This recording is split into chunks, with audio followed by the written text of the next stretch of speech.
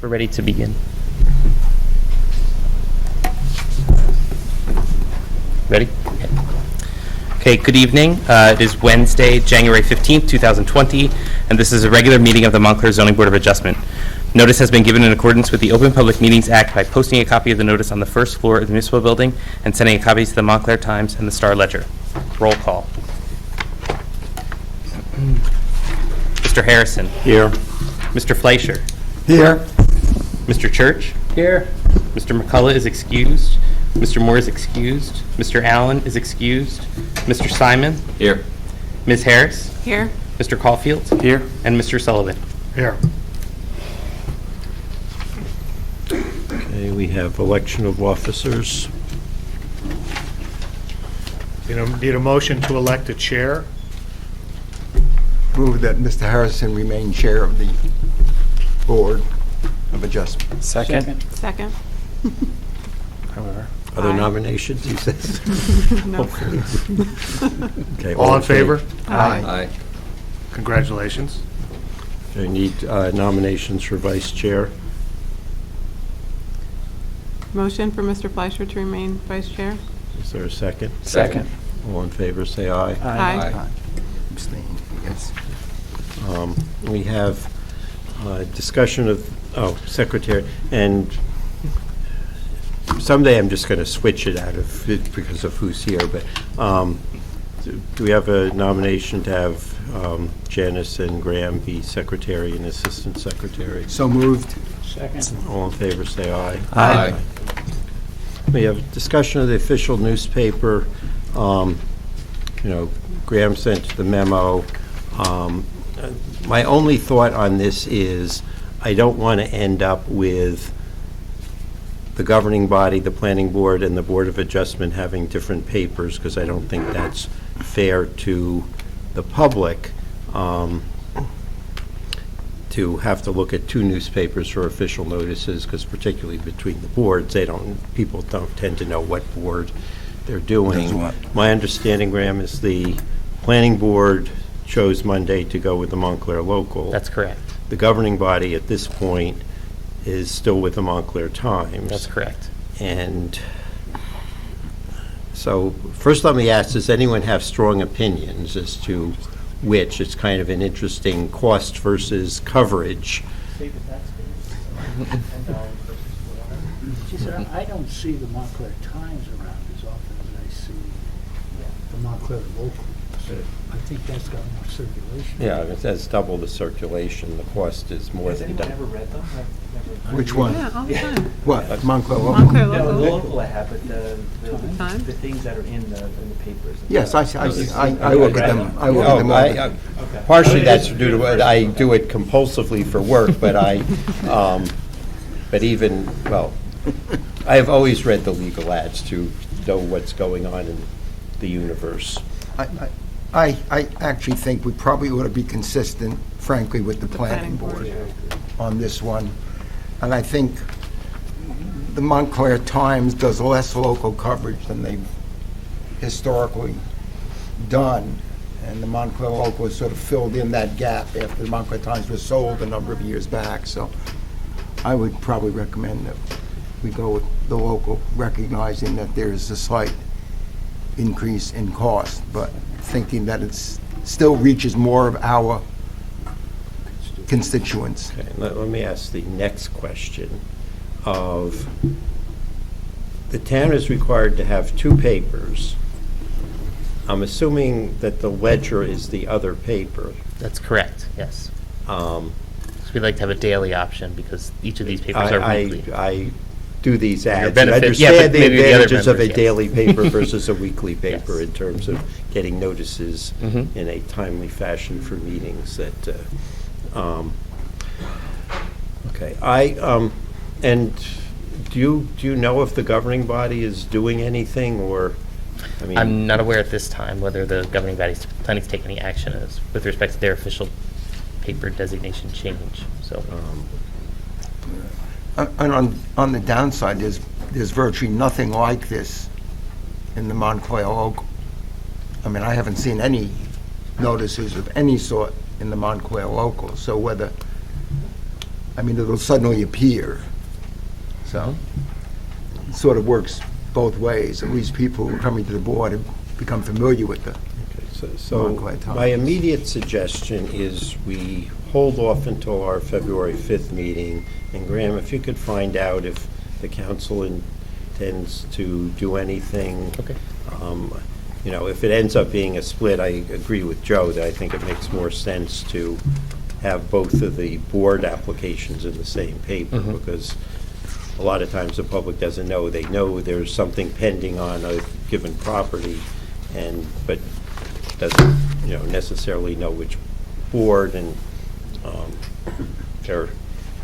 to answer the question, there's probably 50 people in town who do diligently run around looking for legal notices to see what's going on, but that is what they do, and that's what they rely on to find out and whether they should show up. And they shouldn't be forced to buy two papers, I guess. So unless anyone objects, we'll defer until the 5th and get an idea what the And if council- anybody wants to do a legal notice between now and February 5th, when we take official action, we're just sticking with whatever the The current times will status. remain the paper for, I guess that would be for our Be for the February 5th and the 19th meeting. well, the 5th, I assume they've, they Yes, don't. they've already completed, well, Is it- the only application that we had scheduled has already completed notice. We're carrying it to that meeting tonight. Right, But so those so- applications for February 19th will proceed with the Montclair And Times. those were focusing on single families where we Correct, do the yes. notice, so we'll save the town Yes, a we do their little money. notice. Okay, we have the minutes of December 18th. I have a number of changes. Page 4, line 41, you have the engineer for the applicant's name spelled two different ways. So whichever is correct, it should be. Then on page 6, at lines 28 and 29, at the end of condition 2, delete where it says date of installment and replace it with issuance of the CO, certificate of occupancy, to speak English. I'm sorry, can you, the page 6 or page 5, you mean? I think it's page 6, but I don't have, my minutes, my printer objected to printing them. I have an extra copy.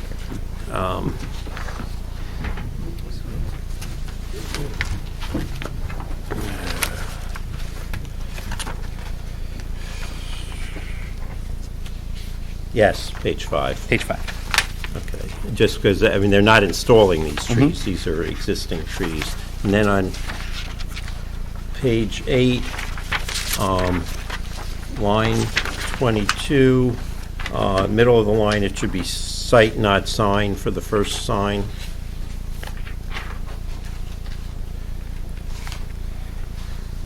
And then on line 31, after the word sign, put panel. So it's just a new sign panel that they're installing. And then page 35, it's same change. It's, the board stated that the sign panel should be installed. And that's all the changes I have. Anyone else with any changes to the minutes? Move approval of the application with the changes noted by the chair. Second. All in favor, say aye. Aye. Aye. We have the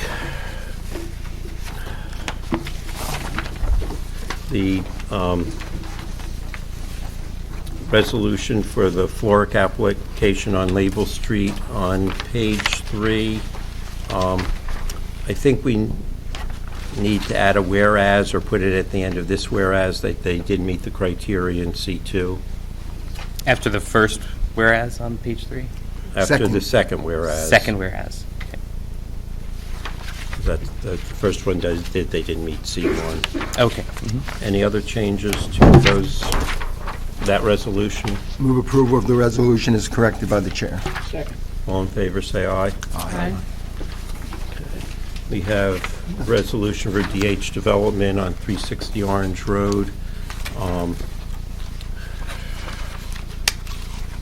Okay, just make the same change to condition 2 as we did on the minutes.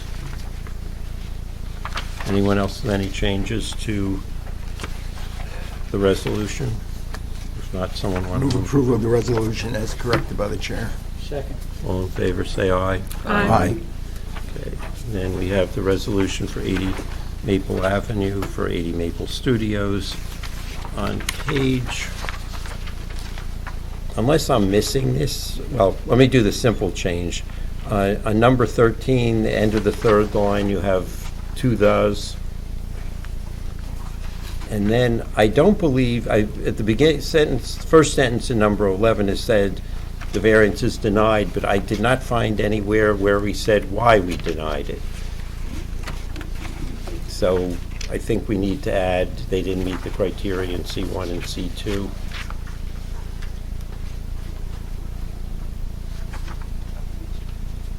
Yes?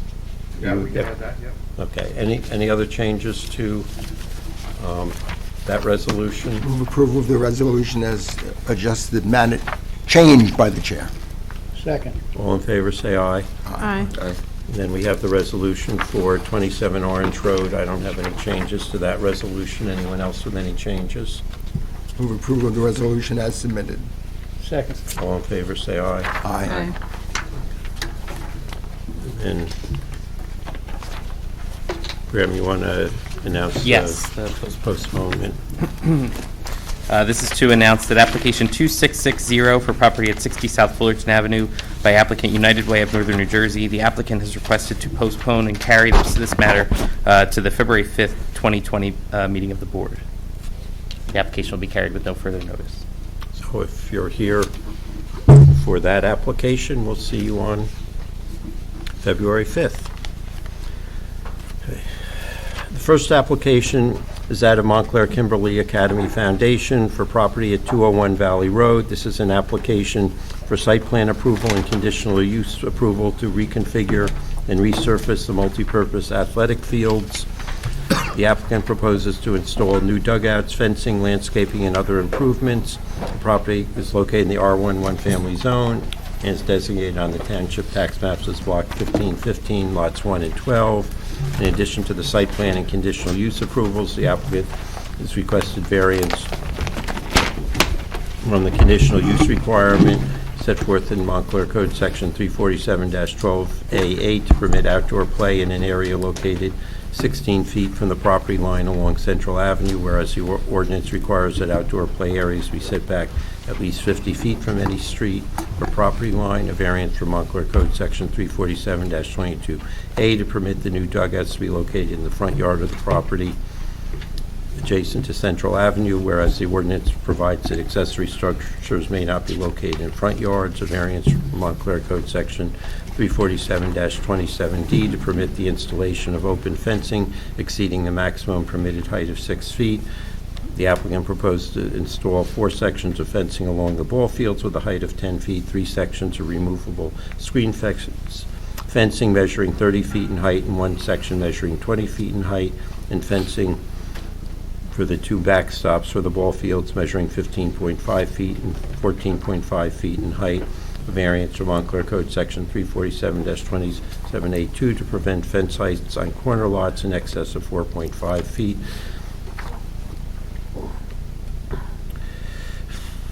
A variance from Montclair Code Section 347-271F to permit a 4.5 fence atop a 2-foot retaining wall which exceeds the maximum permitted height of 6 feet for retaining walls with fences. Art, I assume no taxes, but is the notice in order? Yes, the notice is in order. Okay, Mr. Trembulack, want to give your appearance and proceed?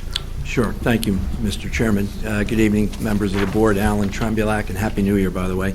Alan Trembulack appearing on behalf of the applicant Montclair Kimberley Academy Foundation. As the notice read by the chairman indicates, this is an application that relates to the athletic fields at the MKA Middle School grounds at 201 Valley Road.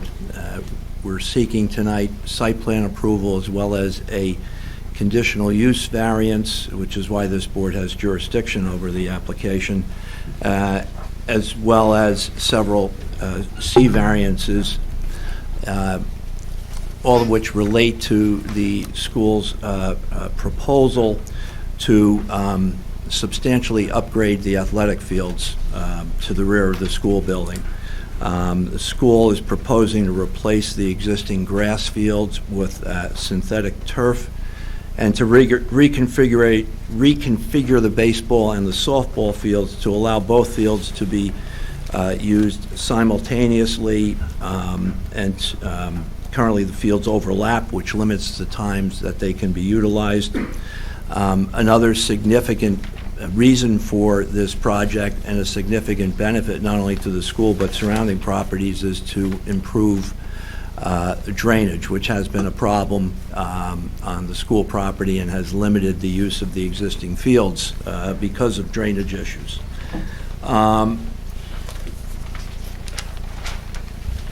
Like most schools, perhaps all schools in Montclair, this school is located in the R1 single-family zoning district.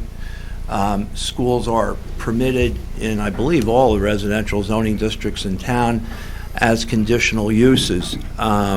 We meet, I believe there are 12 or 13 conditions spelled out in the ordinance. We meet all of those except one, which is the requirement that athletic fields be set back a minimum of 50 feet from adjoining property lines or street lines. That's the only variance we're seeking from conditional use standards. Part of the proposal also includes new fencing, primarily for safety reasons. These are baseball fields and softball fields. There's also variances due to the fact that the structures that are proposed on the athletic fields are accessory structures which are supposed to not be located in the front yard, but that's virtually impossible given this site.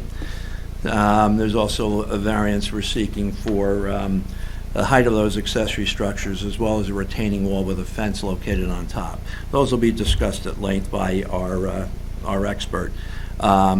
I have two witnesses tonight, Catherine Davison, the Chief Financial Officer of MKA, who will discuss how the fields are currently used and what it is the school hopes to accomplish by this project. And following Ms. Davidson's testimony, we have our expert, Robert Walsh, who will testify as a professional engineer and professional planner, discuss the plans he's prepared, address the variances, and provide the proofs necessary to justify granting of the variances that we require. So, I would proceed by asking that Catherine Just Davison before, be sworn. just so, as you know, we have 6 members, and I assume you'll decide at the point you conclude your case whether you want to proceed to a vote tonight or Yes, defer we until... will, and we're confident proceeding at this point. So, thank you. All right, would you raise your right hand? Do you swear to tell the truth in the matter pending before the board? Yes. State your name and address, please. Catherine Davison, 34 Glenwood Road, Montclair. Okay. Catherine, what's your position at Montclair Kimberley Academy Foundation? So I'm the Chief Financial Officer. And how long have you been employed by MKA? Just over 5 years. Okay. And you testified before this board in connection with the last application involving this school, which I believe was in 2015 regarding the tennis court renovation project. Is that correct? Yes. I think you've also testified most recently regarding the improvements and expansion of the primary school campus on Orange Road also. Yes. Right? Okay.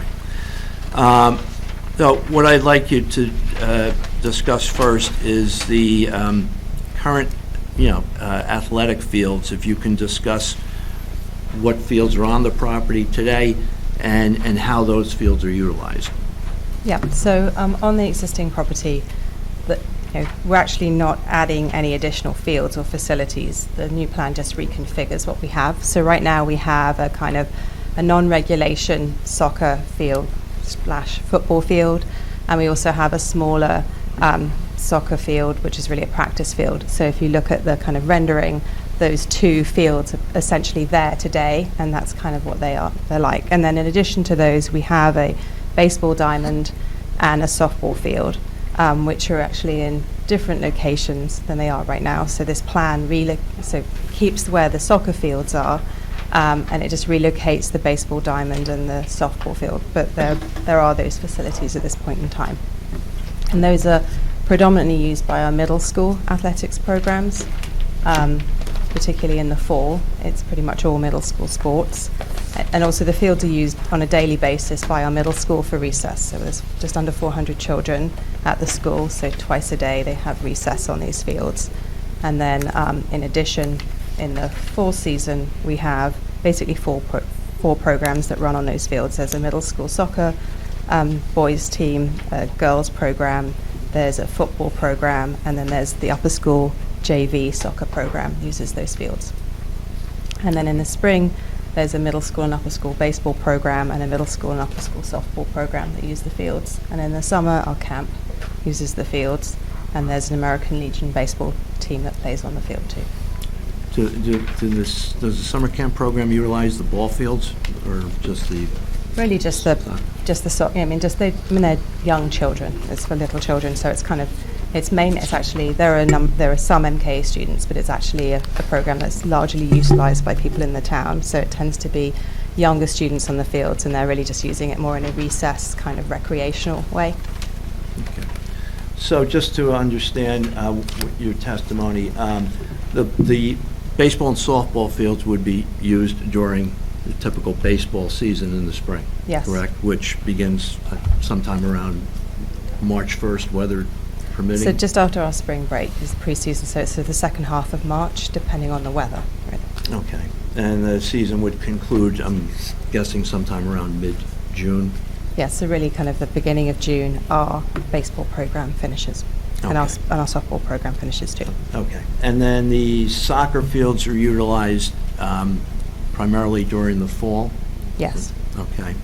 And the football field, same time or also into the winter? No, just the months? fall season.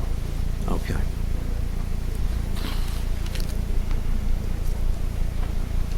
Okay.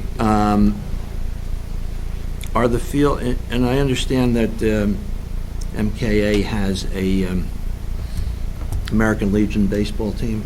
Yes. Consists of mostly MKA students, is that correct? Yes, Or- so there's a team that continues to play, I guess, through mid-July.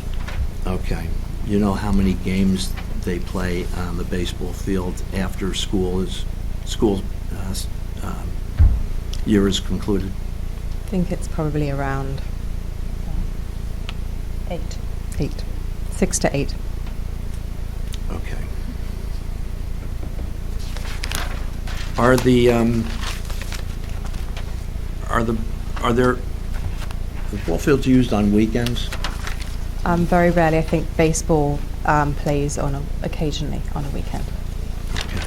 But middle school we don't have middle school games on a weekend, and it's really a middle school athletics facility. So for the middle school, like in the fall, they don't have a weekend schedule. Okay. Their games are typically played after school? Yes. Okay. Are the fields currently utilized by any schools other than MKA or any other athletic teams or organizations that are not MKA athletic teams, other than American Legion that you mentioned? No. Okay. And will that continue to be the case going forward if this project is approved and the fields are reconfigured and improved? Yes. You have no intention, do you have any intention to expand or increase the usage of the fields? No. Okay.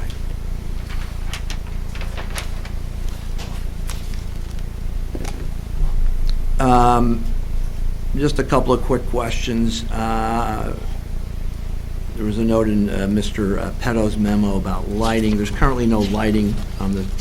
Yeah, there's no lighting at this moment. All right, and are we proposing any lighting for the new fields? No. Okay.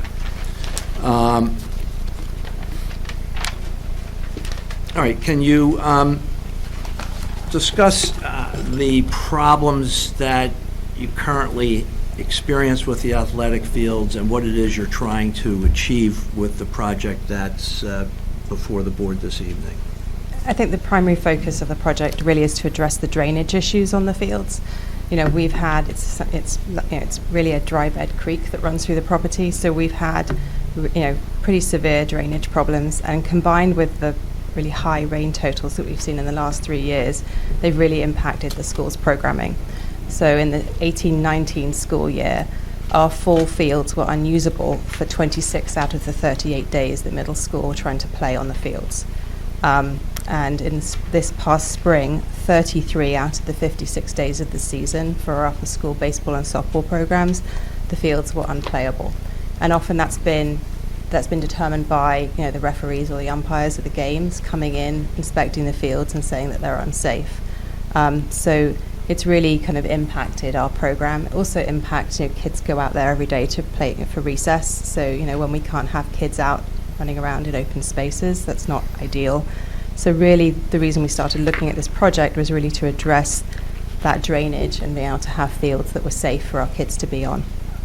I think it presented an opportunity for us to look at the layout of the fields and to think about being able to reconfigure the fields. So to be able to separate the softball field and the baseball diamond, would be a huge improvement for us in terms of it really gives the girls' softball field equal access to the field. Because right now, when they overlap, when baseball is playing, softball cannot practice and they can't be on the fields. Whereas for baseball, when softball games are being played in the current configuration, baseball can still be on the infield and practice and play. So this would really give the girls' softball field sort of an equal facility, equal access to the facilities that the boys have. And whilst doing that, we'd really like to be able to also give them dugouts, because right now the girls don't have dugouts and the boys do, and we'd like to be able to have sort of equity in those programs and for them to have a really similar facility. So I think it's just an opportunity for us to really address that. I think it also means the field use can be slightly more efficient, because often in the summer practices have to happen after games, so it means that we have a kind of longer session on the field, whereas if they can be all on there at the same time, it really means that we can be more efficient. And I think for us, we have tried to do a much better job of, particularly on this campus after putting in our new tennis courts, of really being able to upgrade our campus, to be more mindful about our neighbours, and to think about how we landscape the areas that are adjacent to homes next to us. So to be able to put in privacy fencing for the neighbours next to us and upgrade the screening between them and the fields, I think is something we'd really like to be able to do as part of this project. Okay. That's a good segue. You mentioned the neighbors, and I know with respect to the prior applications that we've presented, that you've indicated the school has always had a significant outreach to the neighbors before appearing before this board. Consistent with that, did you arrange any meetings with the neighbors to discuss the plans for the middle school athletic fields? Yeah, so we held 2 neighbour meetings on December 21st, and then we had a meeting on January 6th for our neighbours to really just be able to come and see the plans and see what we were proposing, ask us any questions, raise any concerns that they had. So we certainly invited. We gave them a morning meeting on a Saturday, and then there was one in the evening to try and accommodate their schedules. Do you recall approximately how many neighbors attended those meetings? It was probably about 6 to 7, but there were people either on Central Avenue, or people who'd had concerns that they wanted to know what was happening. I assume you also included the neighbors on Bel Air Drive. Yes. Okay. Okay. I have no further questions. Questions from members of the board? Mr. Fleischer. I just want to understand the nature of the baseball and softball programs. Are they actually competitions against other schools or groups, or is this intramural? What's the nature of it? So they are competitions against other schools. We pay. I'm not hearing you, I'm sorry. But they're competitions against other schools, so we're in a league. So we're in a league with other schools. And how many games do they play in competition? Both the softball and the I think they have about 10 games each, home games. Okay. You mentioned the junior varsity of the upper school using the fields. How often will they be there, and how do they arrive from the upper school to the middle school? How do they get there? Buses? What's used to transport them? So right now, the JV soccer team, they come in the fall and they use the fields. So it's a combination of busing and some children walk. And do they compete against other schools on that field, or they go back to the They currently, they compete now, so they do use the field in competition for the JV program. And that was presented previously, or is this something more recent, or is this No, something they've always competed there. so it's always been a Yeah. competition field for It's a them? non-regulation field, so it's the junior varsity high school team that plays there, so it's not sort of state competition, but they've always had competition there. So always they've played. competed against other schools Yes. on that Yes. field. Are these changes making that field a regulation field? No. So it's the same size fields that existed previously? Yes. Okay, I thought I saw dimensions that looked like it was closer to regulation, but I could be wrong. Yeah, I think it's too narrow. It's more narrow than a But- regulation field. I mean, But the fields are running, I'm just curious, the fields are running essentially east to west, the soccer fields. yes. So they could certainly be widened out for competition. I'm just concerned that it not become a high school competitive where they actually have matches that are part of a league or anything else, where there's a regular Yeah. visiting team and local team in addition to the practices. That's what I'm trying to get I at. think Mr. Walsh will cover the kind of dimensions of the field, but it definitely is, because it actually hits the blacktop. At the top, there isn't actually room to have a regulation field. There's not room to, in that configuration, the plan is for us not to have is to have a non-regulation field. We need to have two fields, because of the primary purpose of the fields really is for our middle school program, so JV comes and plays after middle school have finished. That's why I'm asking the question. Yeah, so, we actually need two fields. We have a girls and a boys soccer program that runs at the same time, so there's no way we can run program without two fields together. And our priority on this site is middle school athletics programs and being able to kind of deal with those programs. And we also have a middle school football field team that plays on here too. So our priority with this campus is absolutely our middle school athletics fields. And the junior varsity is both a girls' team and a boys' team? Just a boys' team. Just the boys' team on the Yeah. junior varsity. And it's just numbers in terms of it's having, for them to have somewhere to practice, particularly because of the varsity game schedule. It just means that, they actually play after middle school sports have finished. But the priority for this campus is absolutely our middle school sports program. And the numbers of kids, and in our middle school boys program, we have like 3 teams. We have an A, B, and a C team, and we have a girls team that's trying to practice at the same time. So when we were looking at these fields, we could have fit one regulation field on here. We could have changed the orientation and put that field on here.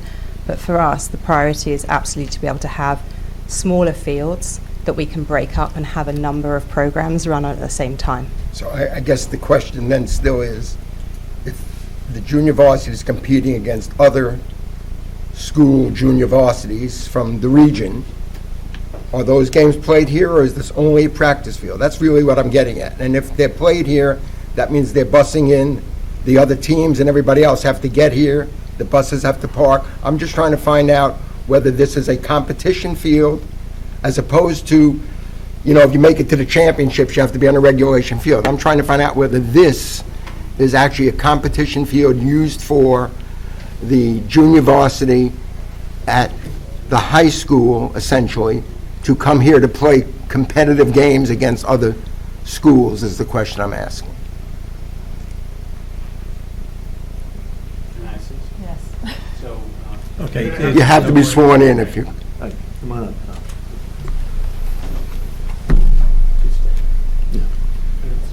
Raise your right. Yeah, would you raise your right hand? Do you swear to tell the truth in the matter pending before the board? I do. State your name and address. Tom Namick, 36 Lloyd Road, Spell your last name. Nammack.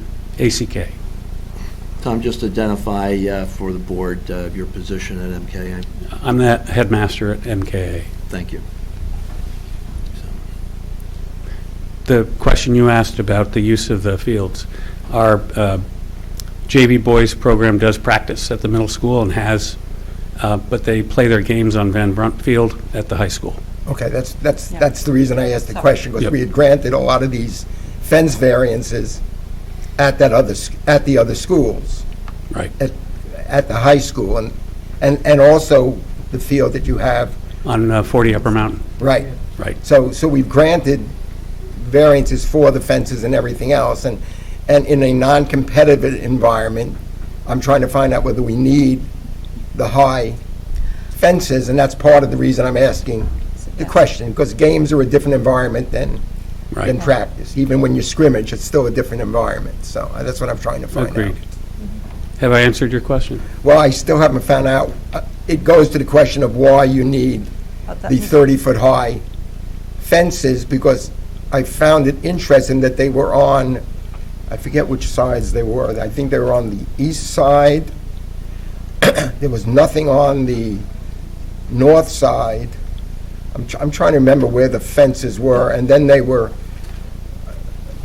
we'll hear more about the fences later on, but I didn't recall, and I was wondering why the need for those I think they're there for the fences existed, because it looks like the only place you might need them is probably on Central. They're there for the baseball and the softball, so they're seasonal. I'm talking about the 30-foot. No, they are the 30-foot fields. Right. They're there for foul balls for baseball and the softball fields. And, So and they- the only users of this field, and that's why I want to keep going back to this, the users, the only users of this field for games or other things are the middle school students who attend the school for the baseball and the softball. No, 'cause- the baseball and the softball programs are our varsity programs. They're upper school. Oh, so they are upper school. We don't have, there are only baseball and softball fields that the school has. Those other two fields don't have a baseball or a softball field. Again, So if I may add, maybe I'm not understanding it. if Or I could someone respond, other than the I middle think I know what he's schoolers asking. playing baseball and softball on these fields. Yes, our upper school students play So baseball. so the high school students Yeah. are the ones playing on these fields? Yes, For those sports. only. For those sports? So, because earlier you said it was the middle schoolers That's that it. were in competition with other schools and everything else that were using the fields. Now it's a Well, very for different full story. No, for soccer, and for those two soccer fields, you were asking about whether we were going to have a regulation soccer field. And I No, said, yeah. before that, in the actual presentation, when the first question came up about the baseball and the softball fields, and I was surprised, Yeah. because I didn't know middle schools had competing baseball and softball teams. I was very surprised when I heard it. Yeah. So We have- that's why so- I asked the question, because it seemed to me at one level, we're representing that these are the fields for the school. At the other level, a very large percentage of the users of these fields are not in this school at all.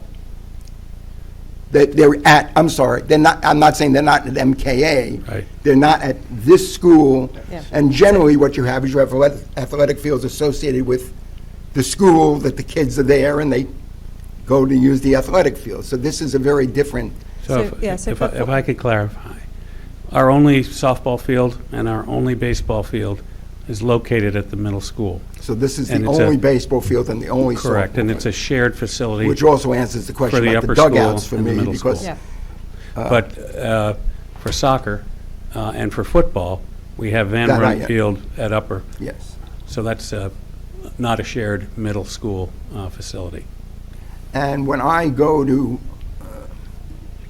over to the high school fields, I don't see any 30-foot-high fences on a temporary basis or on a permanent basis. I live right near there. I go past those playing fields all the time. I don't see fences of that height, frankly, anywhere at any of those schools. So I'm interested in So Van the Brunt reasoning Field, behind it. we're the neighbor on the west side, Lloyd Road, and the high school building itself. On the east side, there's an area below the field we call the pit, and that's a small practice space. There are no neighbors there. We have some fencing, actually, on the north end of Van Brunt Field to try to keep footballs and soccer balls off of Bloomfield Avenue. I know about that. I'm talking about the other fields you're using next. Don't you have a field right near the high school? No, that's Right near Montclair High School? That's Van Brunt Field. That's No, the- we don't have a field near Not Montclair near your High. high school, near. Yeah, No, no. that's not our field. Are you thinking of, Okay. yeah, we've got the one on 40 Upper Mountain. And they have, on Upper Mountain, there is temporary fencing. I guess what I'm saying is, I see all the athletic fields here for the public high schools, and I don't see 30-foot fences around any of them. So I'm asking the question is, do we really need 30-foot high fences around these schools when they're not needed by the high school and others who are also near areas, residential areas, streets with residents? I'm asking the basic question as to why this need for the super high fences that don't seem to exist at any of the other schools in any of, it's certainly not in the public schools of the township. I'm just interested as to why there's a feeling that these high fences are needed here. It's a good question, Mr. Fleischer, but I think it's a question that's better answered by our next witness. Oh, Who's okay. the one who designed the fields and the fence heights and everything else. Okay. So. That's fine. Thank you. Other questions from members of the board? Mr. Simon. Okay, Mr. Simon. Earlier in your testimony, you made a statement, if I heard correctly. You said, utilized by people in the town. What exactly did you mean by that? Was I talking about the camp? Excuse me? I think I was talking about camp, the summer camp. Summer camp. Summer camp. Summer So summer camp. camp is So I used said for that people. our camp is open to kind of anybody. So I said that there's MKA students and neighbours and people from the town who attend camp. So outside of the camp, just the public would not have access to use any of these fields? So, I think we've had fields used by our neighbours, and we're certainly happy to have to have access. We have an open gate policy. So with our tennis courts, for instance, that's something we make available to our neighbours. We kind of have a combination lock on it, and we actually distribute it to neighbours who want to be who want to come and use them. And so we're absolutely open to our neighbours using the facility. We're just not looking to have, bring people and advertise it as a facility that's available for use. So right now people come onto our fields regularly. They walk their dogs, they use our playground, our near neighbours. Our neighbours use our tennis courts, and we think that is a fair exchange for what they have to put up with in terms of having us as a neighbour. But it's not, we don't lock our gates, but we do kind of have a gate because we want people to be there at their own risk. And that plans to continue with the new field? Yes. So we don't intend to lock the gates or prohibit people from walking around the fields or coming with their children to play on our playground or kick a football around or whatever they want to do. That's not our aim. We want them to have the same access that they've had before. Other questions from members of the board? I just want to follow up on that because I don't want to restrict what you're doing now, but on the other hand, I don't want to open it up. So does anyone currently lease the field for use, and I'm specifically asking, you said the American Legion team, and then you also said the summer camp. Is there a formal arrangement with them, or it does? So the summer camp is run by the school. Okay, so it's a school. And what about the American Legion baseball? It's run by MKA too. Okay, so there's no lease involved. So No. if we put a condition on that you can't lease the field Yeah, to that's others, fine. that would not cause a problem, and would not interfere with your neighbors using it. Okay.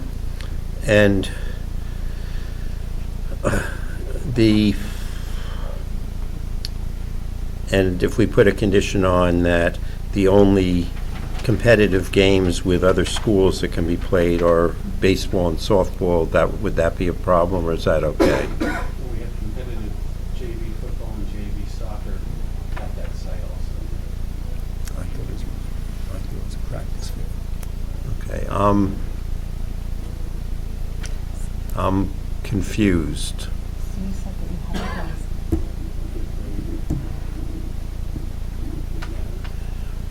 I've just been corrected. 8th grade only, not JV.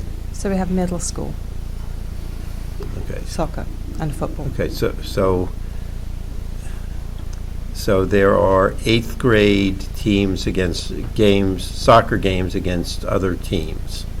Someone needs to speak. Yes, so there are middle school soccer games and there are middle school football games.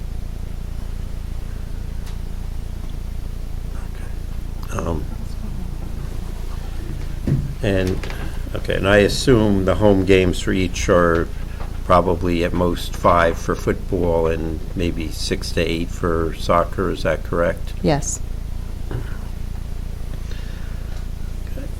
Any other questions from members of the board? Are there any members of the audience who have questions? Oh, I'm sorry. Thanks, Grant. What is the condition of the field? Is it turf now, or is it? It's grass now. It's grass, But it's okay. grass, and there's also, where the diamond are, it's actually sand. Oh, so, yeah, so sand for the yeah, diamond it's- and grass for They that. play over the sand and the grass. Gotcha.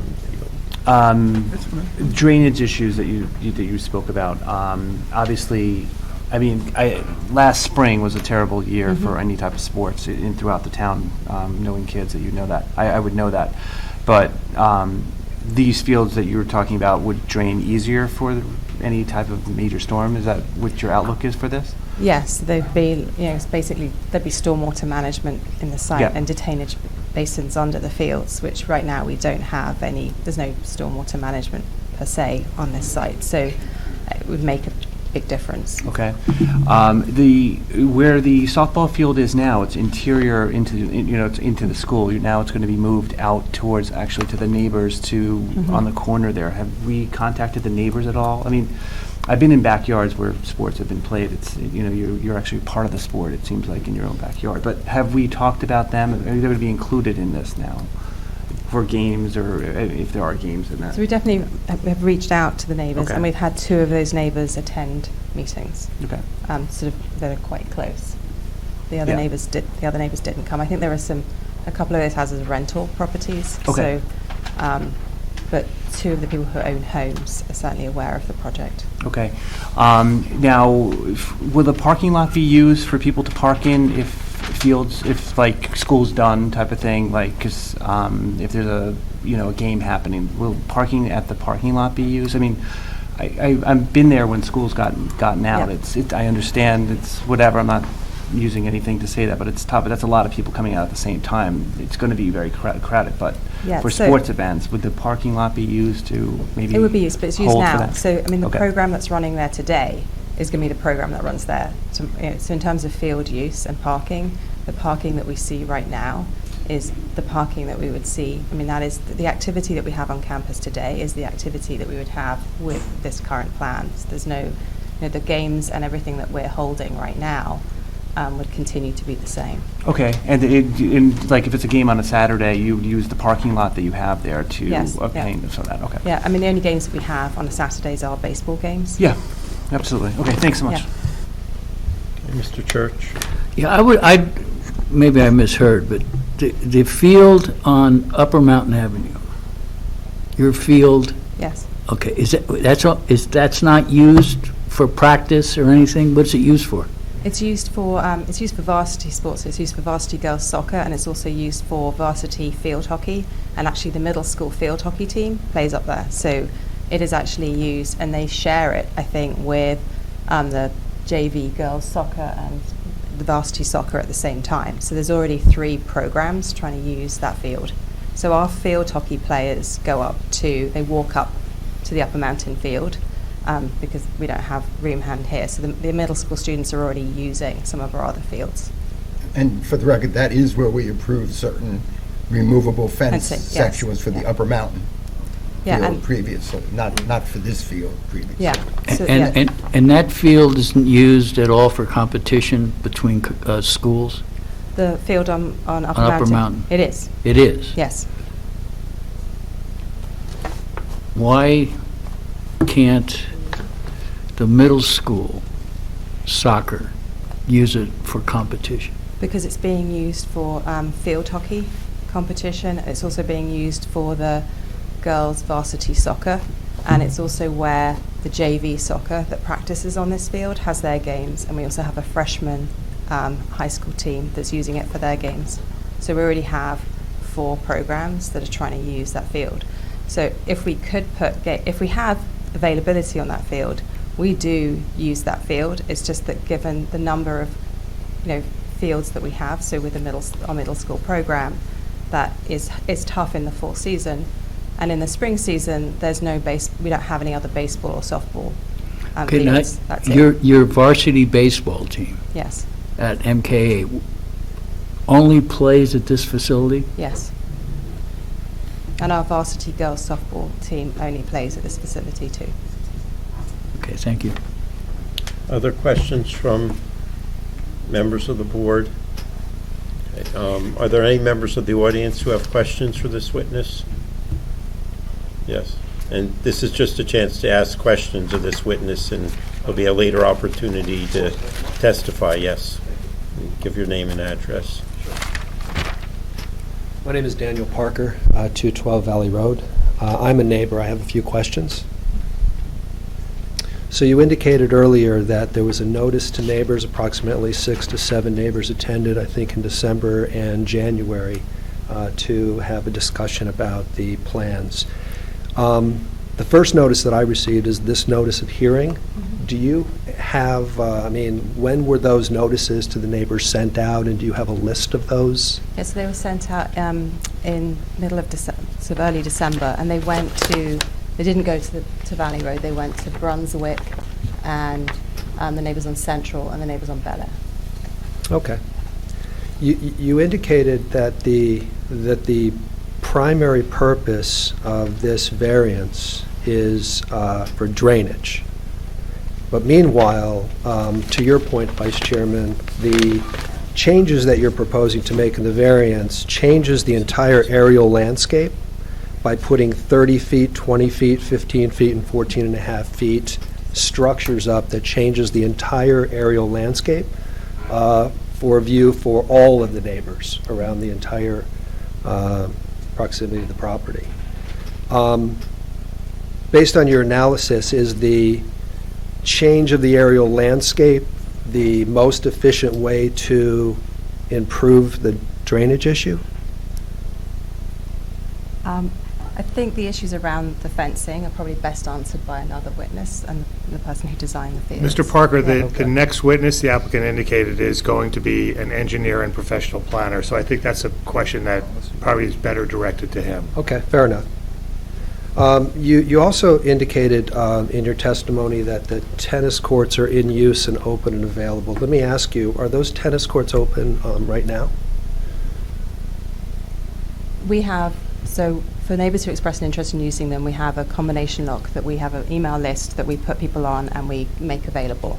And we're happy to add neighbours to that. The reason we have a combination lock on is because we've had kids skateboarding and riding bikes on there, so we just wanted to be able to at least make sure it was neighbours who were coming on.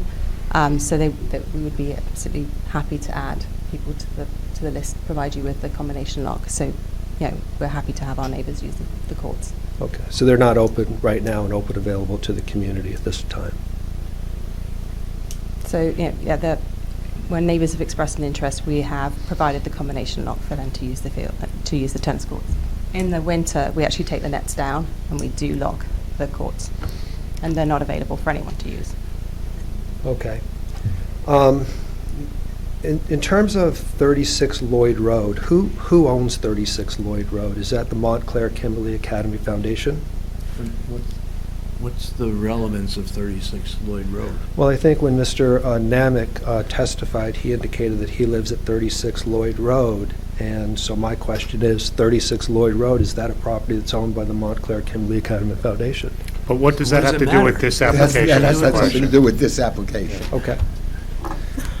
All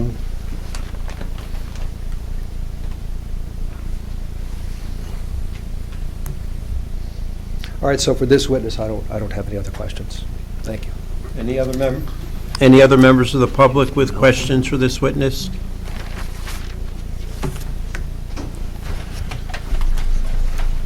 I'll call your next witness. Yes, Robert Walsh.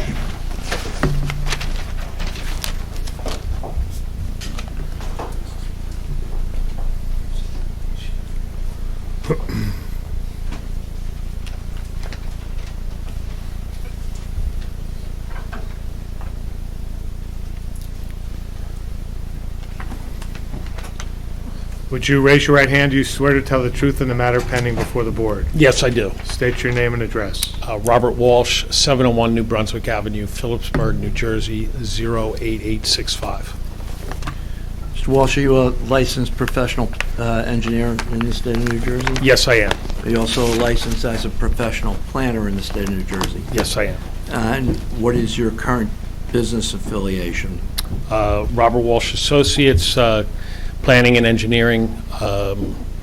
I have over 30 years of experience in the design of athletic facilities for educational facilities, and have been a licensed engineer and planner for about 30 years.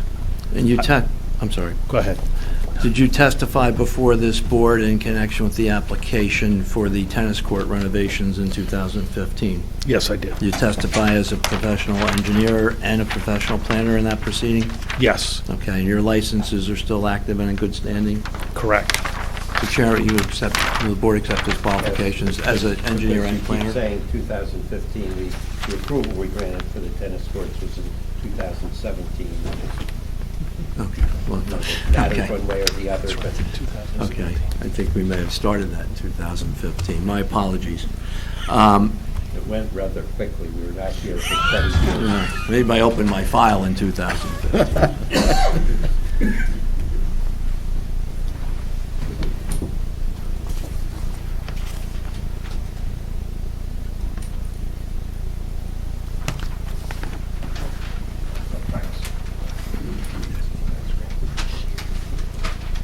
So, Rob, just a couple of more questions, and I'll let Sure. you present your plans. You Can did- everybody hear me? Thank you. You did prepare the plans submitted in connection with this application, right? Yes. And the most recent plans have a revision date of December 18, 2019, correct? Yes. And those are the plans you're going to discuss this evening? Yes. Okay. We have one, I don't know if you're into marking exhibits that differ from what's been submitted, but the aerial image rendering, I should say, which was on the screen earlier, and we have a board-mounted exhibit of that. If you want to say A1, we can mark the back of it. Yeah, well, you don't need to mark anything that's already been submitted. Anything that's going to deviate from the original submission that the board doesn't have, we're going to mark those items. Okay. We just submitted this today electronically. Okay, then the board doesn't have this. Right. So- Okay, so that's an A1. There you go. If you can keep that up there, Graham, or are you going to go to I just like to keep that up there to refer to the real proposal, and I'll go through. Graham, if we're going to be looking at that, these lights make it pretty difficult. Yeah, but unfortunately with the broadcast, I don't know if we can turn I'm talking about those, there's no way of turning out the ones right next to the screen? we lose like a whole. Is that okay for you, Rick? As long as you guys can see it. Yeah, that's the least amount I can. That's better than it was. Thank you.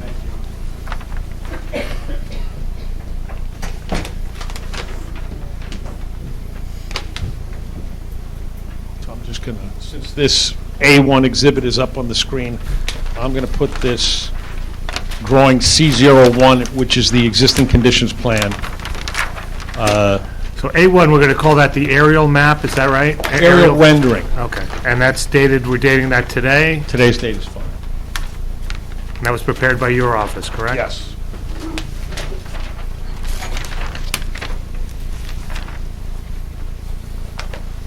Just identify the sheet numbers. Sure, this is sheet number C01. It represents the existing conditions.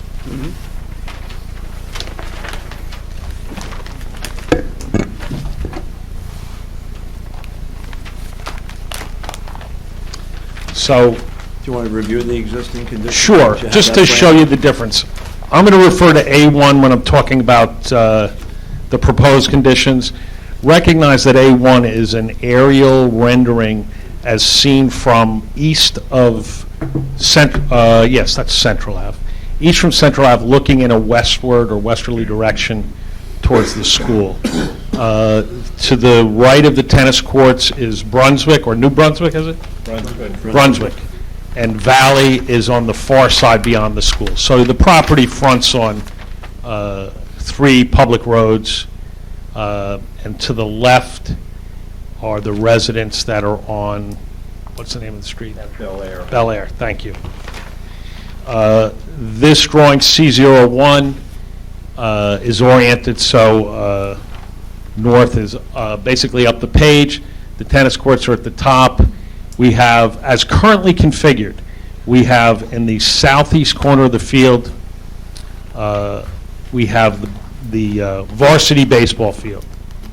And then opposite that, in the west corner of the grass, natural turf play area, we have the varsity softball field.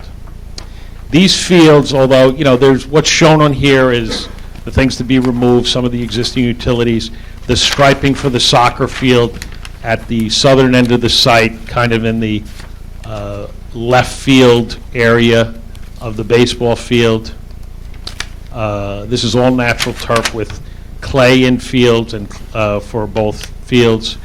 Currently, the outfields overlap one another. There are no safety screens associated with this project, or with the existing conditions.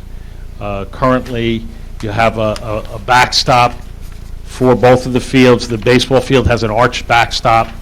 It's 40 feet at the base. It's 15 and a half feet high. The backstop for the softball field is about 12 feet high, and it's a traditional 3-panel backstop. The soccer field that's striped in here, it's soccer/football. It's striped as though it's a 5-yard line football. Runs from the inner edge of the clay infield of the baseball field at the eastern end and runs westerly to the back of the end zone, is at the base of the slope that's adjacent to the hard surface playground, just west of that. This field is, and this is a 30 scale map, in length it's a regulation football field, 360 feet, which is also a regulation soccer field. The thing with the field is 150 feet wide as striped, which doesn't even meet the criteria for, I think it's supposed to be 160 feet wide for a football field. So those are the existing conditions. It's grass. There are no stormwater management facilities. The runoff from the site just drains to the existing drainage inlets along the perimeter of the field. There are no lights at this facility, and we're not proposing any lights. Okay. There are currently, for the softball field, we have sideline fencing at 6 feet tall at the softball.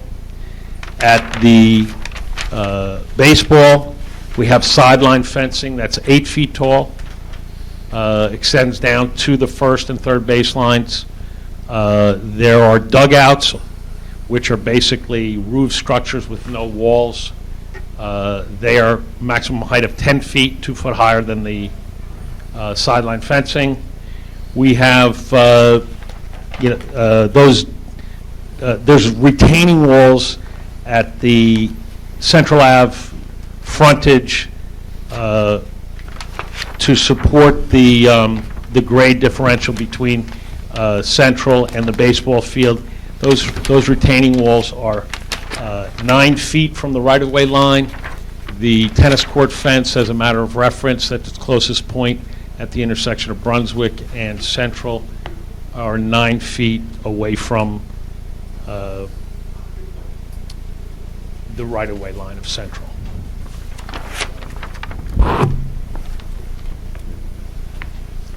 So those are the existing conditions. Any questions so far? Yeah, what's the width, you said the width of this field was what? 150 feet, the striped football/soccer field. And what is the width of a regulation field? I believe it's 60 yards. So 180 feet. And that's for both football and? No, football is different than soccer. Right. Soccer can be a minimum of what a football field is, but generally on most synthetic turf fields or fields that we do, just for striping purposes, we make, typically most of the fields I do are 190 feet wide as opposed to 180 for the football. And the 170 then that's being proposed is not going to overcome the problem you have in terms of competition, or would the 170 be acceptable for competition? I think the 170 would be acceptable for competition. I'd have to check, honestly, I try not to remember these, but I check in the National Federation of State High School Associations dimensional requirements, which is a standard that is throughout the United States.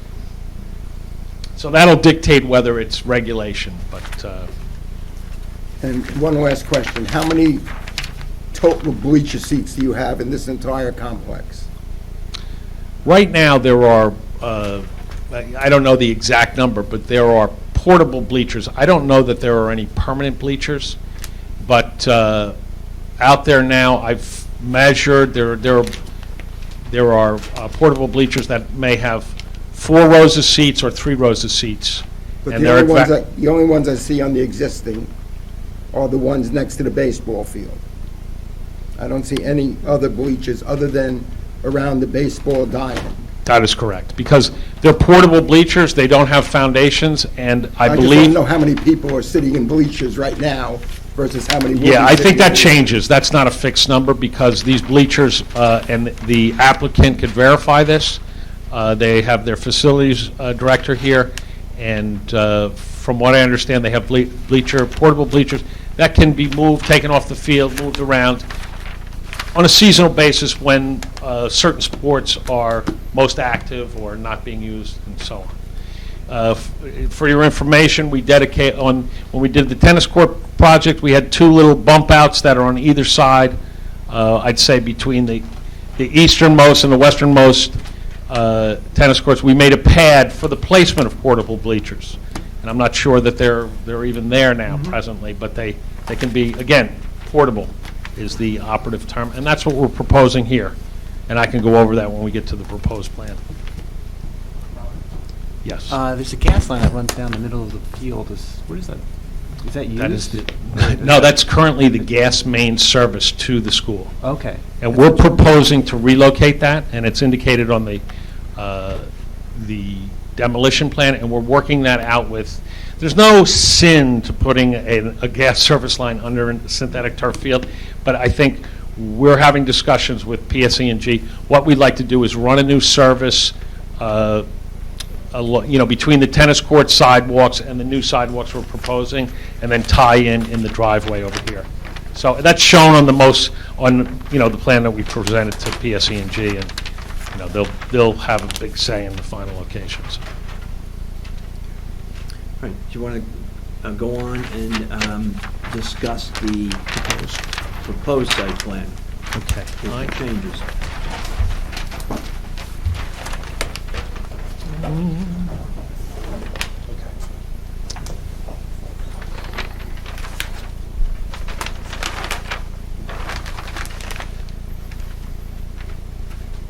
Okay, this, I'm referring to the plan that's entitled Proposed Site Plan. It's drawing number C02. And again, this drawing shows the dimensions. It shows the areas of the proposed screening, fences, backstops, dimension of the dugouts, and retaining walls. And what we're proposing to do, you can see, I think we did several schemes of feasibility as what can be done to these fields in terms of layout. And in this scenario that we're moving forward with, we're proposing, we were able to move the fields around so that the outfield of the baseball field could be delineated at an arc of 320 feet, which is typical for a varsity baseball field. It varies. But just so you know, baseball and softball outfield lines have recommended values, but they're not a requirement like such as the distance between bases and the distance between the pitching mound and home plate. So we have that arc of 320 feet that runs, that'll run along the center field and left field lines, and then we're putting in a small retaining wall that'll be in the right field, where the right field fence is, and that home plate to foul pole distance is 283 feet, which is, preferably you want to be around 300 or more. In this case, it's 283. It's not terrible, but a lot of coaches on fields that I've done, they want 320 minimum, and they have kids who can hit the ball 320. We're proposing safety screens at 2 locations based on the configuration of the varsity baseball field. Those 2 locations are the outfield fence, where we're calling for a 20-foot high removable safety screen. That fence will be, or that screen, I should say, will be 170 feet long. It'll have 7 posts, because the posts that support the screen are roughly 25 feet on center, and we indicate the posts. The reason that fence is being... I'm not seeing this very clearly on the drawing. Okay. If you look at, where's that beautiful dimension? It's right here, 170. It's to the left of the retaining wall.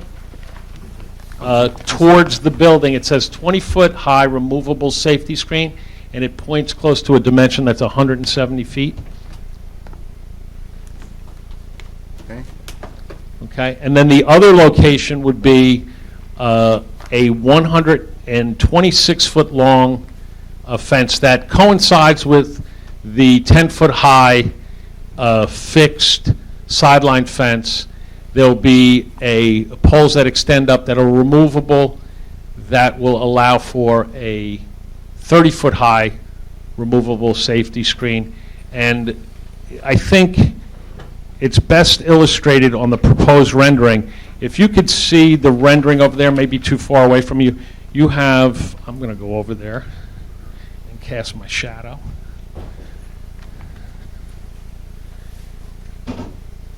The sideline safety screen is over here. And north is to the right, if you will. Tennis courts at the northern end.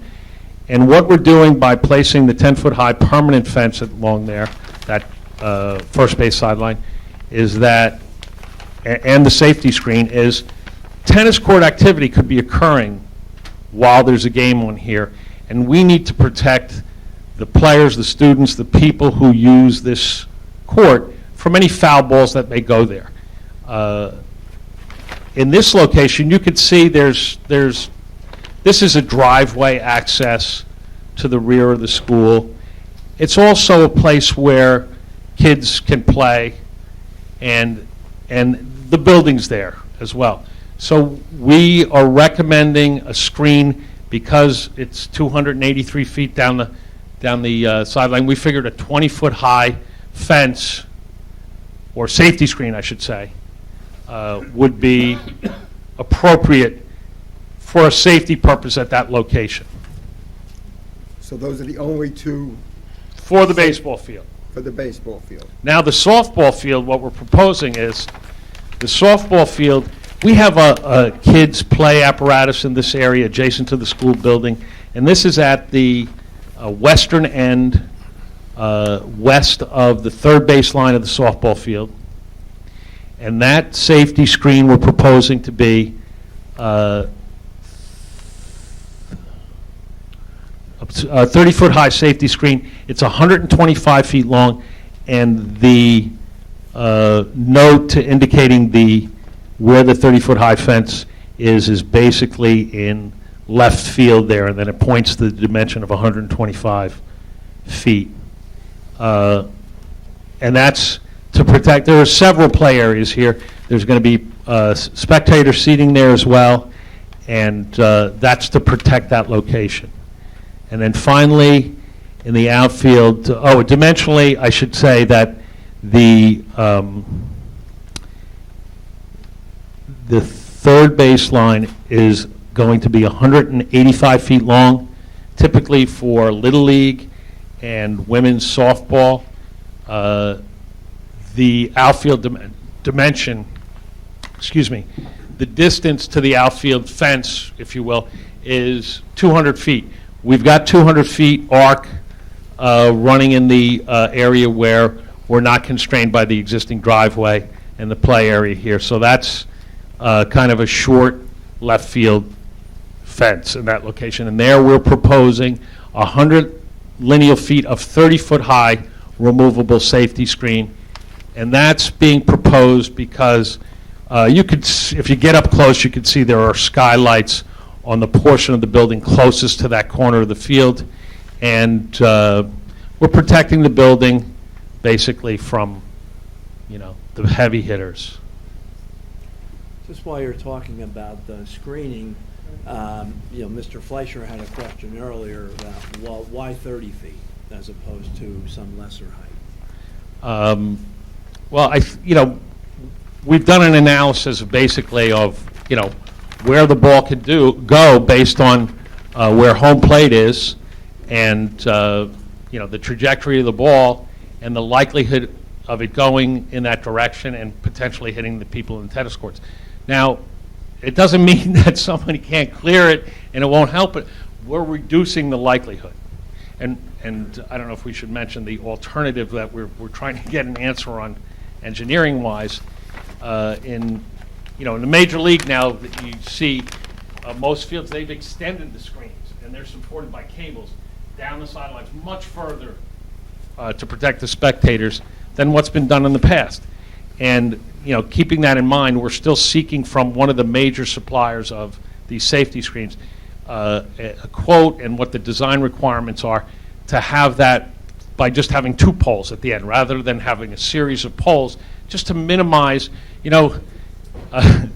the maintenance facility people are not going to be crazy about taking down 7 and 6 and 5 and 5 poles on a seasonal basis and then storing them.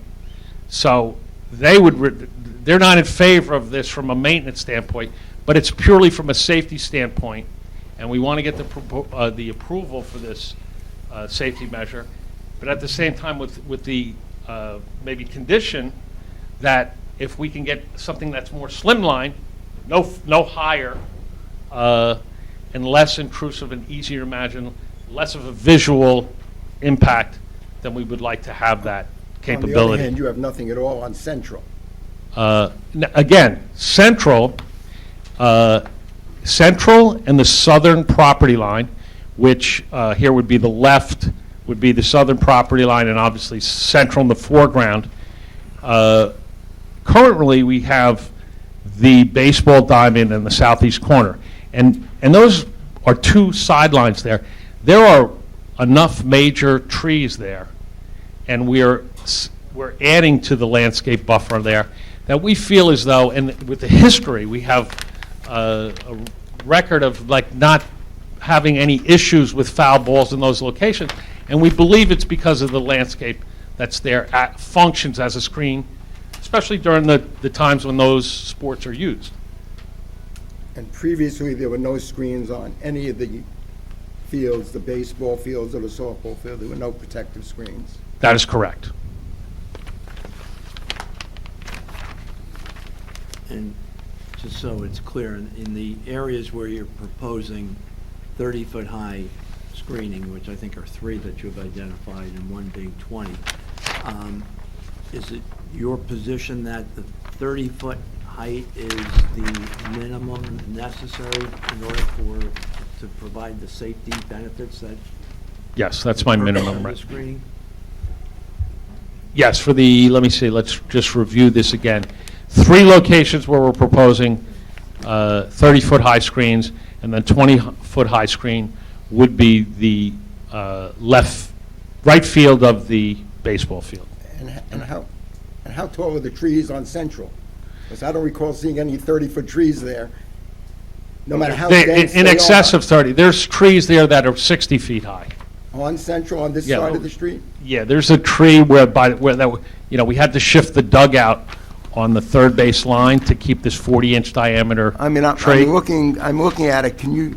Yeah, this photograph, this was taken from a real aerial photograph by a drone, and that tree may have been airbrushed a little bit out to show this, but that 40-inch diameter tree is approximately in this location.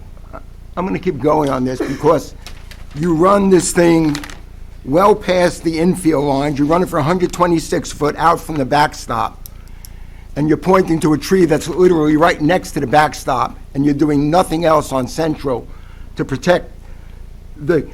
On one hand, you're saying on one side you're putting up a 30-foot screen to protect the tennis players. On the other side, you're not putting up any screen to protect the people on the street or cars on the street driving by or anything else? I'm not understanding the logic.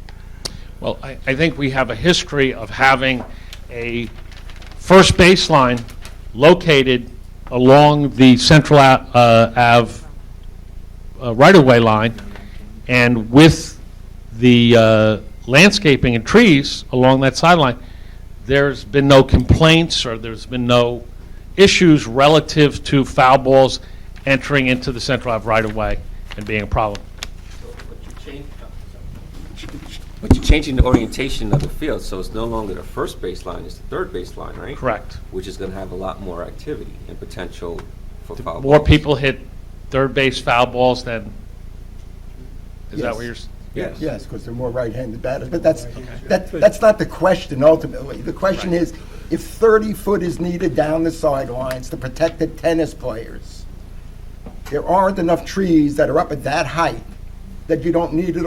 I just don't understand the logic of not having it on. Let me follow up. Central. I mean, where the field is situated now, there are a fair number of trees along Central Avenue, but where you're flipping it around, you have the tree that's right by the backstop, which is probably irrelevant because of the backstop, but then there's a large gap in trees going out, you know, basically to the edge of the infield. And if it's an issue on the tennis court side, where there are going to be less foul balls because most batters are right-handed, we are not understanding why it isn't an issue on the Central Avenue side. You're talking about basically the same distance to the sidewalk as it is to the tennis court. Right, and my answer is that the existing landscaping there, which is there now. Okay, I want you to show me on your plan where there are trees along the third baseline between home plate and the edge of the infield on your plans. There's a 40-inch tree here, and there are trees down here. But the trees down there are past the infield, and Yeah, we have a 10-foot high fence along here. okay, but you have a 10-foot high fence along the tennis courts, and you're saying you're putting a 30-foot screen in addition to that. Here, you're saying nothing other than the 10-foot high fence. Yeah, but we're- And there's no question foul balls go higher than 10 feet. And we're adding landscaping along that side as well, None of which is going to be that high. not initially. If I can just interrupt for a minute, spoke to my client, they have no problem putting screening along Central. They also, if the board feels that 30 feet is excessive, they would be willing to reduce the screening height to 20 feet Well, in all what we're locations. trying to understand, I mean, ultimately, you're requesting a variance for the 30-foot high, and the logic, and we could be going the other way and saying if you don't need 30 feet on Central, then you don't need it by the tennis courts. And so it's not a question of, we'd like to minimize the variances. If it's necessary, fine, but we don't understand why it's necessary on the first baseline and not the third baseline, is what our fundamental difficulty is. So the risks are the same on both foul lines, but you're only addressing one side. But we would be willing to add screening on the Central Avenue side. And I could say if you add it on the sidelines, that it's not being done because we believe the landscaping is and will function as a screen effectively. And we're trying to minimize the amount of screening. I mean, we don't want it to look like, a field that has enclosed in screens, but at the same time, perhaps we could put, request the granting of variance at those locations, and then over time, as the vegetation increases in height and the need for the screen is less needed over time. It's going to be a long, long time. So. Well, but, I mean, all you're proposing planning along the third base line are leatherleaf viburnum and compact inkberry, and none of those are going to be reached more than 10 feet. So I hear you, as I heard, you're willing to add the fencing if necessary on the third base line, or am I not hearing that? You're hearing that, yes, we would do that. And one basic question, because I've done a lot of these things myself. I've rarely seen an orientation of home plate to face south, west, southeast. I mean, virtually never seen that in any facility, yet this is the orientation. You're now changing the entire structure of the fields around to go to that orientation. I mean, there's a reason why outfielders are wearing sunglasses, because they're the ones that are always looking into the sun. The batter is not. So I'm actually kind of shocked that we're setting up a major change in a major field and everything else with an orientation that is virtually never used for competitive baseball under any circumstances because of the sun. So that's a commentary. It's your school, it's your program, but I've never seen that orientation for a home plate in any field, certainly not in any major league, and this is not the major leagues. I've not seen it in the minor leagues either. I've virtually never seen that orientation for a major competitive baseball field. So that's a comment I'm making, and you can either respond to it or not, but I've never seen that orientation before in all my years. Can Mr. Namick respond to that? Yes. I think he has an answer. Still under oath? Yes. We took that into account. This was the only configuration that would give us the baseball and the softball capable of simultaneous play, practice on one side, play on the other. And we actually did a study of where the sun will be at sort of early April, May, and mid-June, and it's playable. It's not ideal. It's certainly not ideal. It's surprising. Thank you. And I think there are 2 baseball fields at the high school that are, Montclair High School, that are oriented the same direction. And we've consulted with them. I made a statement because No, I had the same I'm concerned concern. about, we're talking about safety, and this is not generally considered a safe condition to have the batter facing into the sun. I mean, the softball field at the high school is oriented that way. The baseball field is not oriented that way. Softball field, yeah. Yeah, only the softball field. I'm just saying, I've virtually never seen it before. One other question. The screens, they're designed to be put up at the beginning of the season and stay up until the end? Yes, and the intention is to put them up in the beginning, the screens and the poles, and to remove them when the season is over. So they wouldn't be up year-round. And one last question. Foul poles. I don't think I've seen foul poles at any of the local schools, but maybe I'm wrong, but I haven't seen foul poles in a high school field in a very, very long time. In fact, I don't think I've ever seen it. But how tall are the foul poles? 15 feet. And those are permanent. I guess they can't be permanent if you want to play soccer, because some of them are adjacent or in the... Yes, one of them would have to be removable. So that's another question, is whether or not the foul poles are really needed. I know you don't have foul poles now on your fields. I don't think they do, no.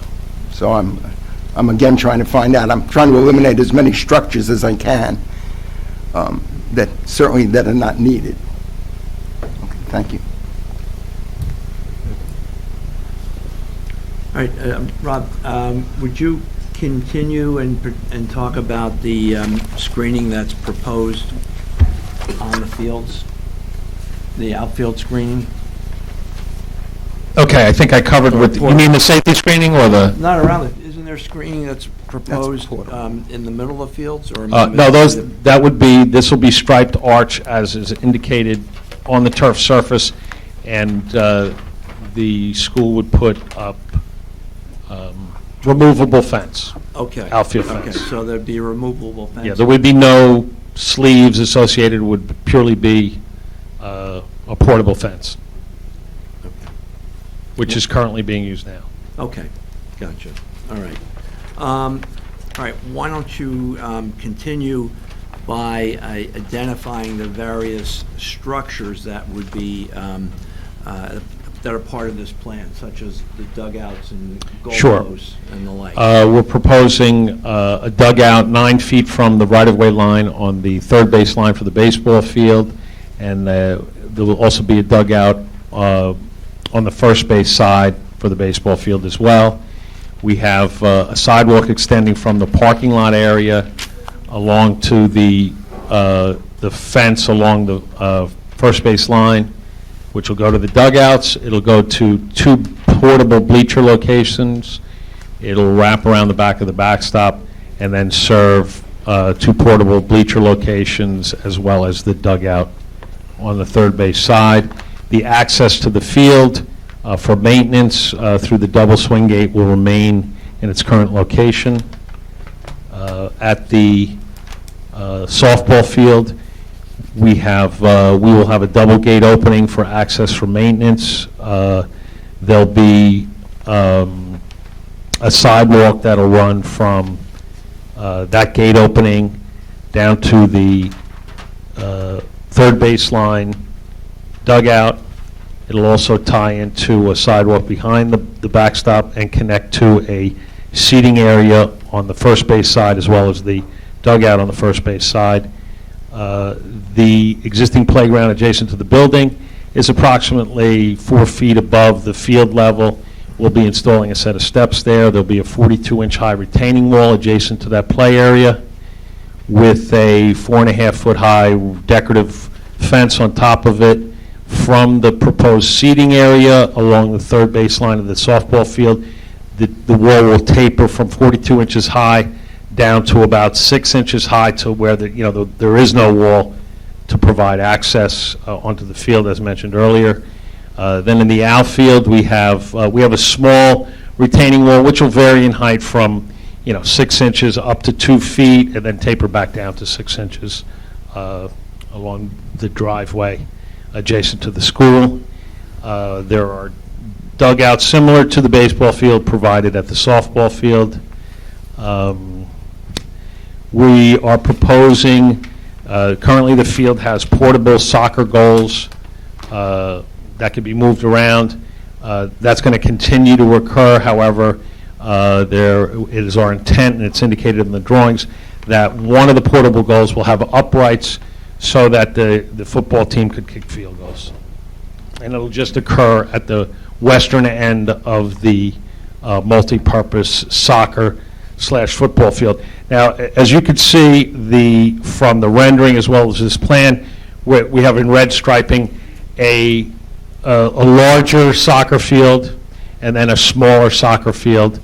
In addition to those 2 sports, there'll be tick marks. We haven't shown it because the applicant has asked that we just provide tick marks so that they can, stripe it. The level of striping for the football field is not going to be an intense, large thing. It's going to be, I think at this point, the least dominant, if you will, and the degree to that striping hasn't been, nailed down yet, but it's not going to be a typical. That's why we haven't shown it. Okay.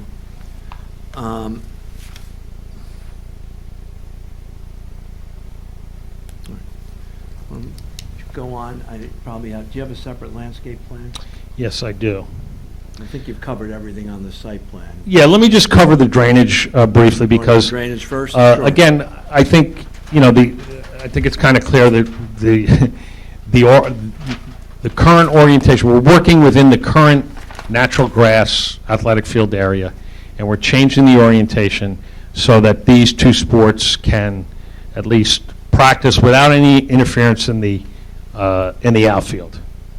One of the other things we're doing here for synthetic turf fields, one of the major benefits of synthetic turf fields is that they are since the late 80s, synthetic turf fields became a vertically drained field as opposed to ones that shedded the water off to the sidelines and were collected in storm inlets. This, to me, was the biggest breakthrough in synthetic turf fields because it allowed for the water to go directly into the field, and then the field would dry out. In fact, it would be very playable even when you're getting torrential rainstorms. So one of the key things in developing a plan for synthetic turf field is to have a very good under-drain system to store and reduce the runoff.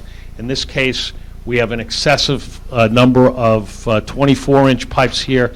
The soil conditions, as people may know from living in Montclair, are not really great for infiltrating water. Things run off pretty rapidly, even in lawn areas. That's one of the problems with the fields now. It gets wet and it stays wet.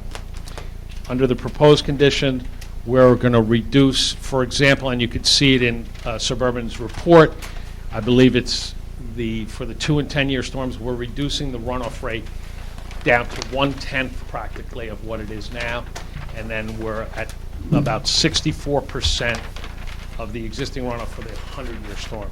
So that's going to be one of the key benefits of the proposed fields. And the drainage plan and... It's reflected, on the drawing I was just referring to as C03. No, my comment, I know it's referenced in the engineer's report, but he approved and endorsed your drainage plan. Yes, correct? he did. Okay. Dugout drains? Are there going to be drains in the dugouts? as You know, well, we're or- pitching it towards the synthetic turf field. We were initially considering that, and they even may be shown, yeah, I See think it inlet. there's drains there upon further consideration. I don't think we need those Okay. if we just pitch it towards the field, because, again, it's vertically drained.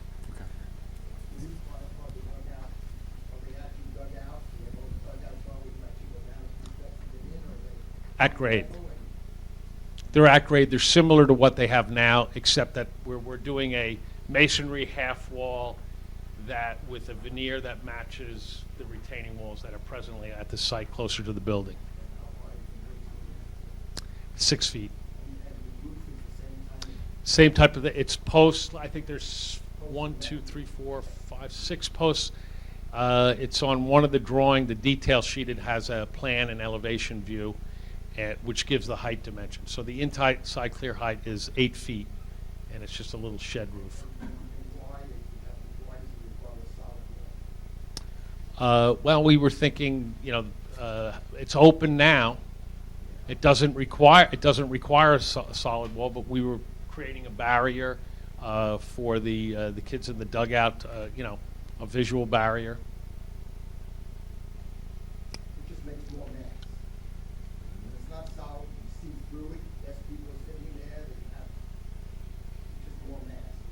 That's the issue with all the extra structures that are going in. But you haven't mentioned the number of bleachers, but I see at least 6 or 8 bleacher sections here. And in the entire previous layout, I saw a total of 2.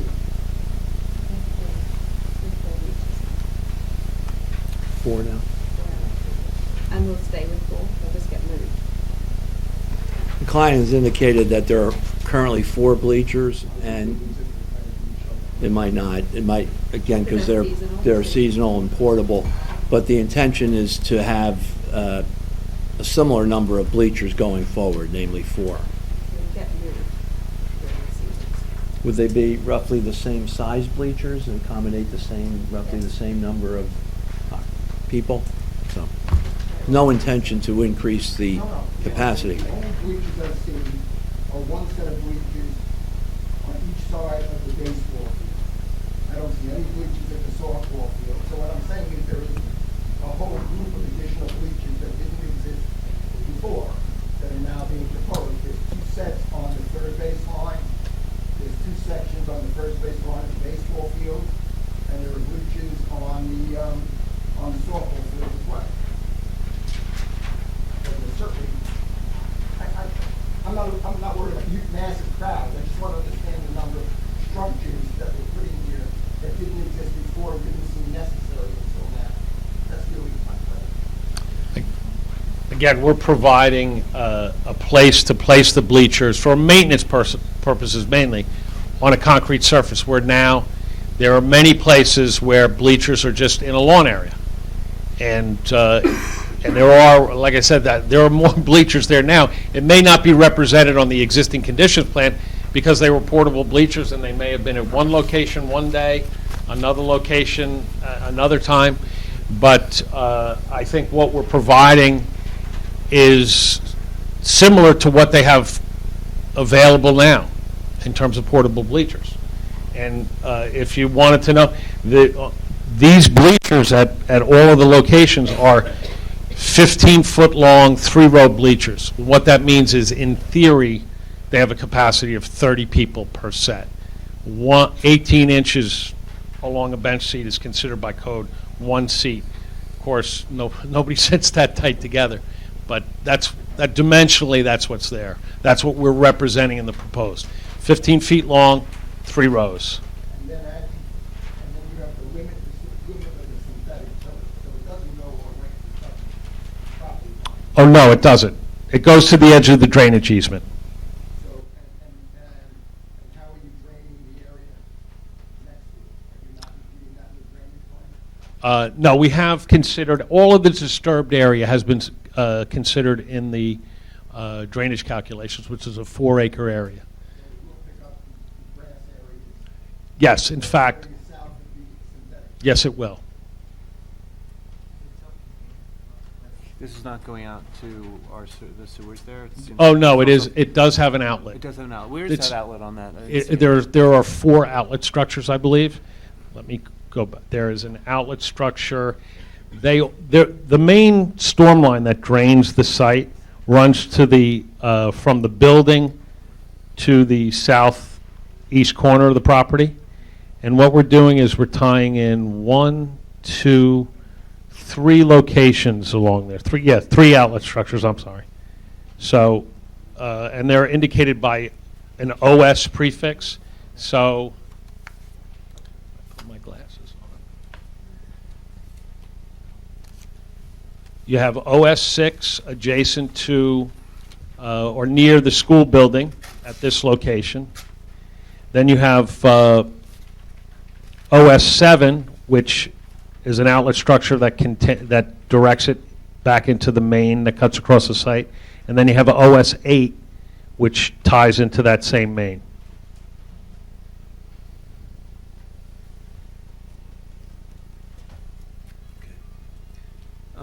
You want to go on and talk about the landscaping plan? Sure.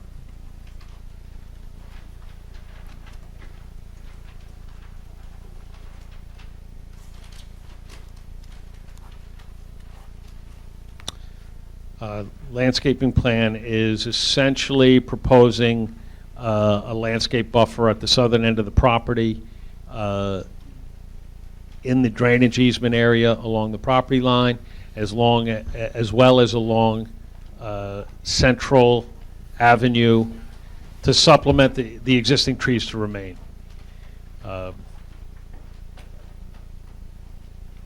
This area will be irrigated as well as the lawn area. One of the conditions that we're trying to improve upon is, as you can see from this aerial image, this area between the proposed synthetic turf and the tennis courts is natural good grass, and there's some difficulty growing grass there, just the quality of the subsoil, and so we'll be improving upon that to make it aesthetically better, easier for maintenance and lawn cutting and so forth. Are any trees proposed to be removed? We're proposing 2 trees on the southern end, and it's purely due to grade. I mean, if we put a couple of planter blocks around it, we may not be able to lose them, but let's see.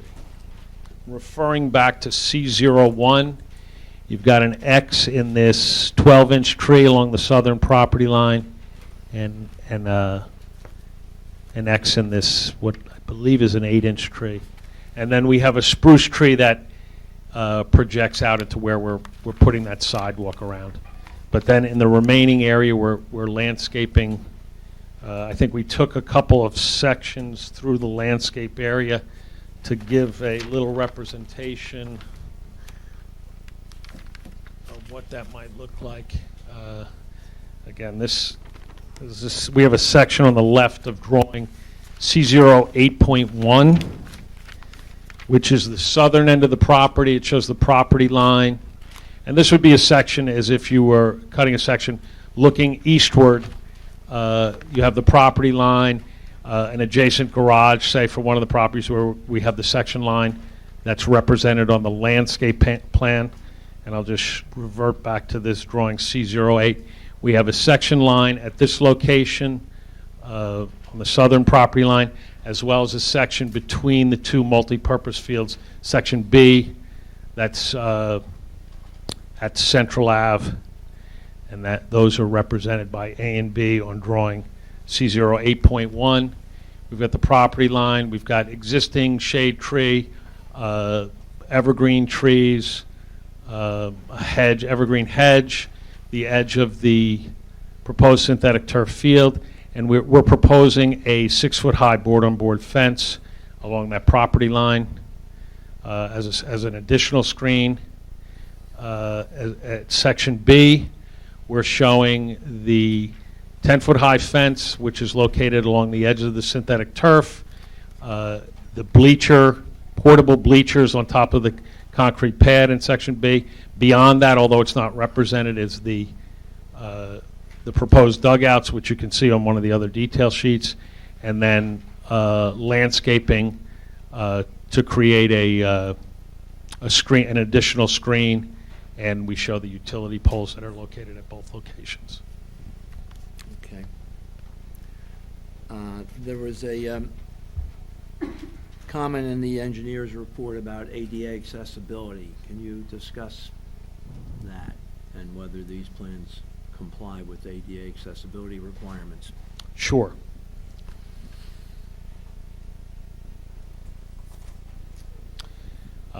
The proposed sidewalk that runs from the parking area over to the dugouts and seating areas at the baseball field will all be ADA compliant.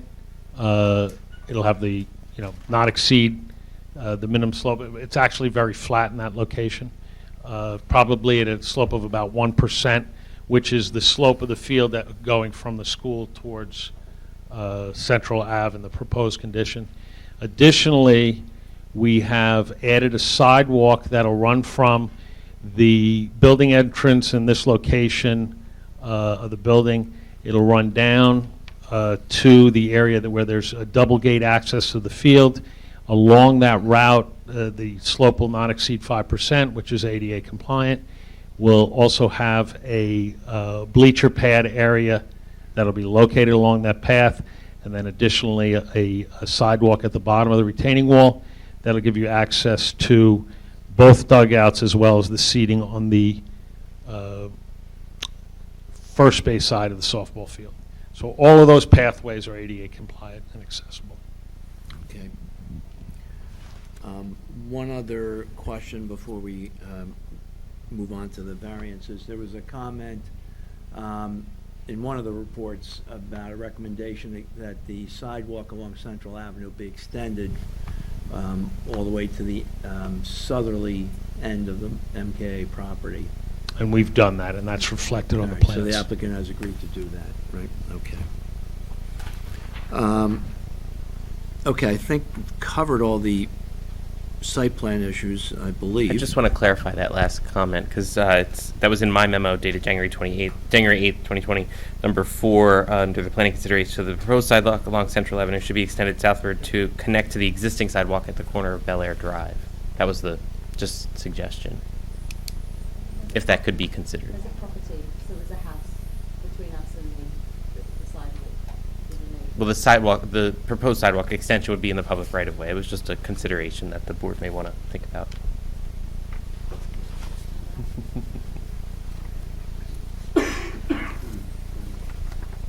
Okay.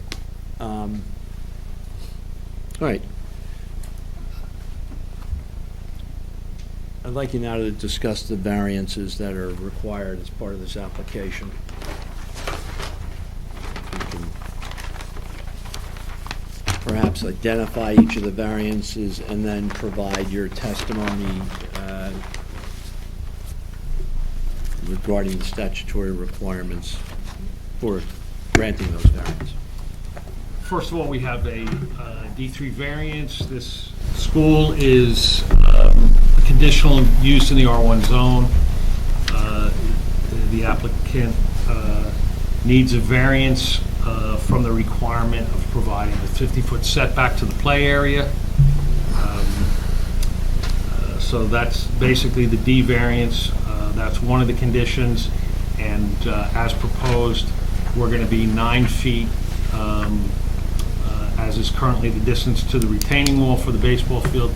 We're going to maintain that 9 feet. That'll be the dimension from the dugout, the closest corner of the dugout to the central out right-of-way. We have C variances involving... Well, hold on a second, Go just to ahead. finish that. You've got 9 feet from Central Avenue to the dugout, and how many feet from Central Avenue to the playing field? In the proposed condition, Yes. 16 feet. Okay. And then at that's at the right-of-way line. At the softball field, we have 9 feet from the southern property line to the dugout, and we also have 17 feet from the southern property line to the playing field. Okay.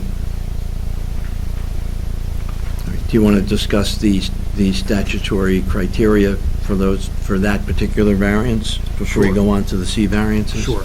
The school is a inherently beneficial use, and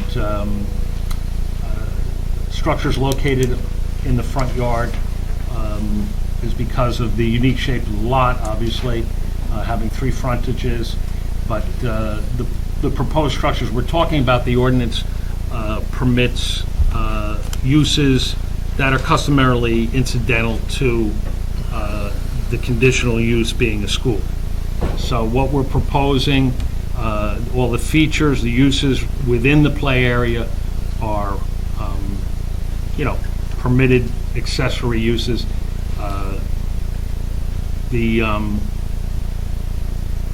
Many of these uses currently exist already in the front yard. We have dugouts, backstops, fences, and other features, as I mentioned, that are customarily incidental to the school use. The proposed overall project is basically a modernization of what currently exists there. We have grass fields that you can't really play on that often when you have bad weather conditions. Although we're reorienting the field, we're doing it to allow for better use of the facility.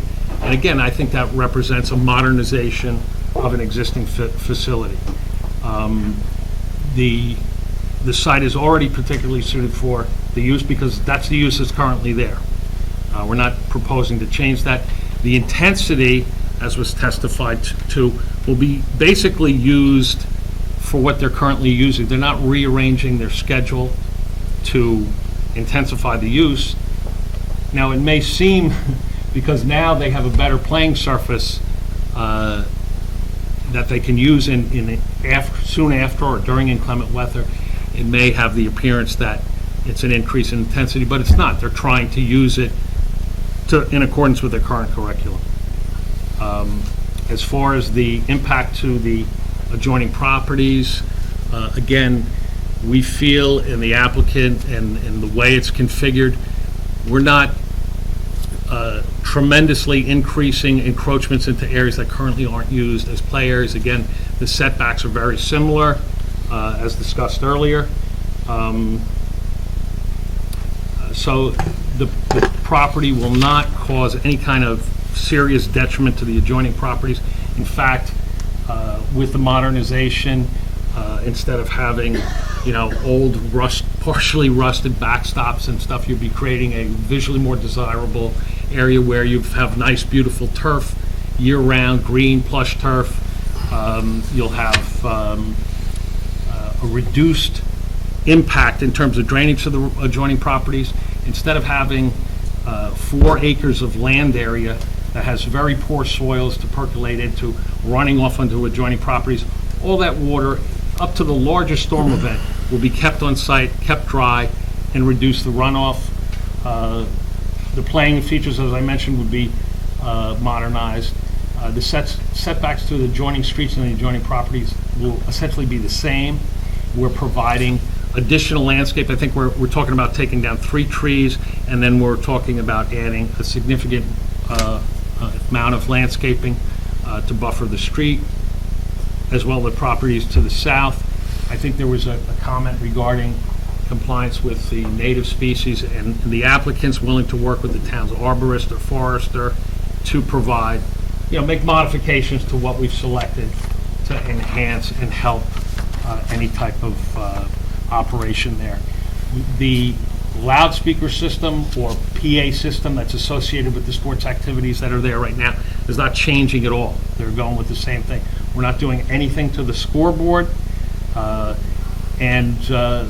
there really is not going to be any detrimental character to the neighborhood. We did a similar thing with the tennis courts. You had 6 different tennis courts there. We reorganized it to make it neat, orderly, a nice landscape buffer. The neighbors like it. This is going to be a similar project. So there's no real impact to the adjoining properties. And then finally, as far as the impact to the zone plan and the master plan, we're proposing this reconstruction of existing facilities is basically consistent with the master plan because it's recognized as a conditional use, and it's also recognizes that these facilities are customarily incidental to the conditional use. Would you go on to the identify and discuss the C variances that are being sought? Okay. In accordance with Section 347-22A, accessory structures should not be located in a front yard. They're supposed to be located in a rear yard. And as is pointed out in the review and as described earlier, the site is uniquely shaped due to the 3 frontages, which is not a normal configuration. It's kind of tough to have a backyard with that unique shape of the property. So that represents a hardship, an undue hardship on the property. As far as the fence heights here, Section 347-27D limits the height of a mesh-type fence, see-through fence, like a chain-link fence, to 6 feet.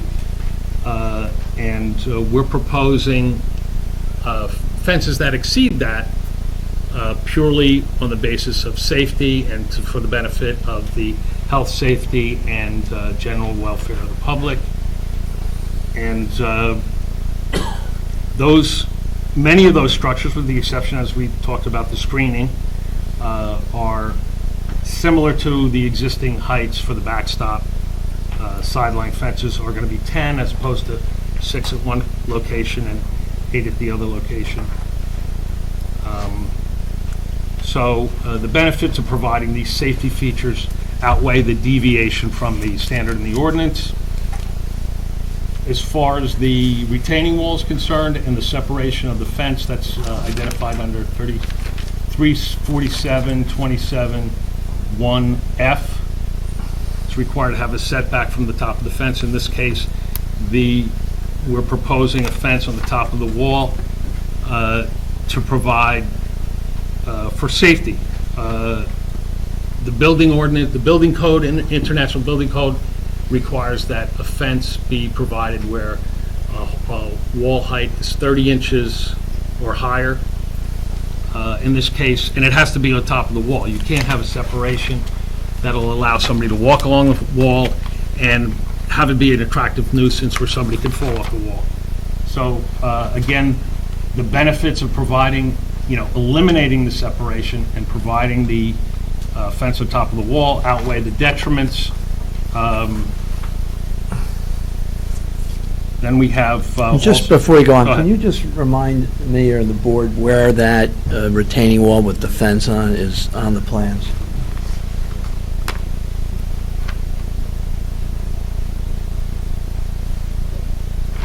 We have a retaining wall, small retaining wall, located in the baseball outfield, a right field, the softball left field, outfield, and then down the third baseline of the softball field.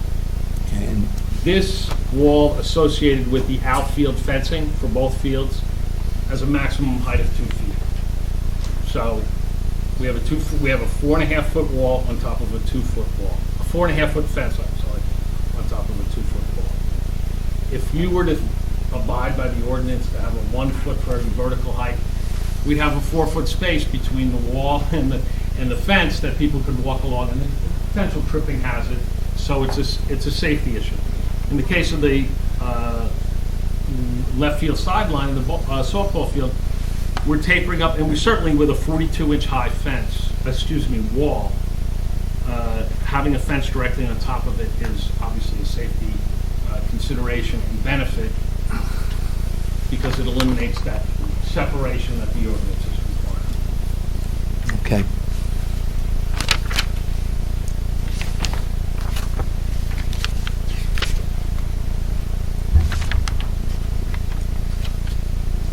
(347-46A), maximum height of accessory structures. We have several structures, namely the backstops, which are basically the softball one complies with the 15-foot height. I think it's 14'6". There's a detail with a chart on it. The baseball backstop is 15'6". The existing is 15'6". It's a standard size. We're matching existing. It's a 6-inch deviation from the ordinance requirement. Obviously, the benefits of providing a non-custom backstop, at the size required, outweigh the detriments of deviating from that. We have a portable goalpost, and again, if you want to consider that a variance, we've made it a portable, so it doesn't have a fixed foundation. So we've minimized, not really even creating a permanent structure, but we're seeking that variance if the board deems it's necessary. It's a 20-foot height. It's only exceeding the ordinance by 5 feet, and it's the small. Most high school goalposts, I think, are 30-foot high overall. And again, this is a minimal non-foundation, so the deviation from the ordinance is being done to lessen the impact. And then we've got the safety screens as described previously. We're calling that the post be removable to lessen the impact, and they're being provided for safety purposes, and the benefits of deviating from the height restriction is due to the safety requirement and protection of the health, safety, and welfare of the general public. Is there one more? That's it. I think you covered all the C variance. Next question, on the last section, the maximum accessory heights, maximum height for accessory Structures are 15 feet. The goalposts are 20 feet in height, correct?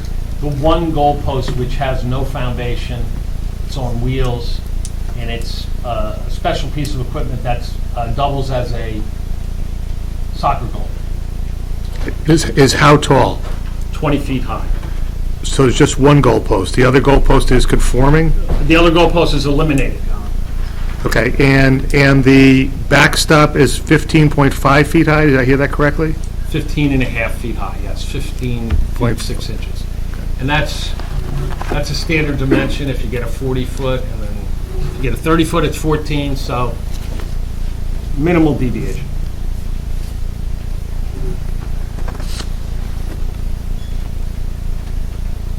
And as far as the safety screens, if you want me to enumerate it, we have 3 30-foot locations, okay, which consists of the baseball field first baseline to protect the tennis courts, and that consists of 6 posts, supporting posts, that'll be removable.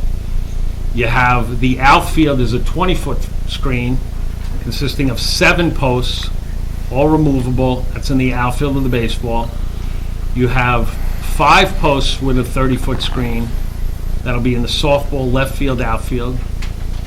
And then you have 6 posts of 30-foot high on the third base sideline to protect the play areas. And in terms of the justification for the C variances, relying upon C1 or C2 criteria? C1 for the location of the features in the front yard due to the 3 frontages, obviously. That's a condition uniquely affecting the subject property and creating a hardship. The remaining features are deviations from the ordinance that are necessary for the protection of the health, safety, and welfare of the general public. And in your opinion, can the all of the C variances be granted without substantial detriment to neighboring properties? That's correct. In fact, it'll be an enhancement. And in your opinion, would the granting of the variances substantially impair the intent or purpose of the township zoning ordinance or master plan? No. Okay. I believe I have no further questions for Mr. Walsh.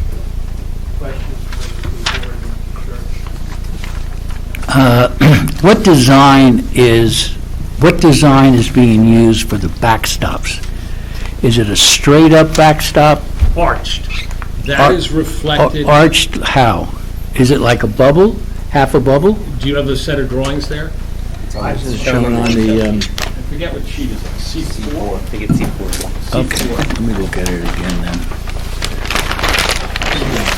This is an elevation view and then a side view. And there's a little table there from National Fence Systems. Yeah. And then there's dimensional. Okay. Now, my day, a standard backstop went straight up. Yeah, that's what they have at the softball right now. I think, again, we're putting the arch there to get more coverage, minimize the spray area of foul balls. Okay.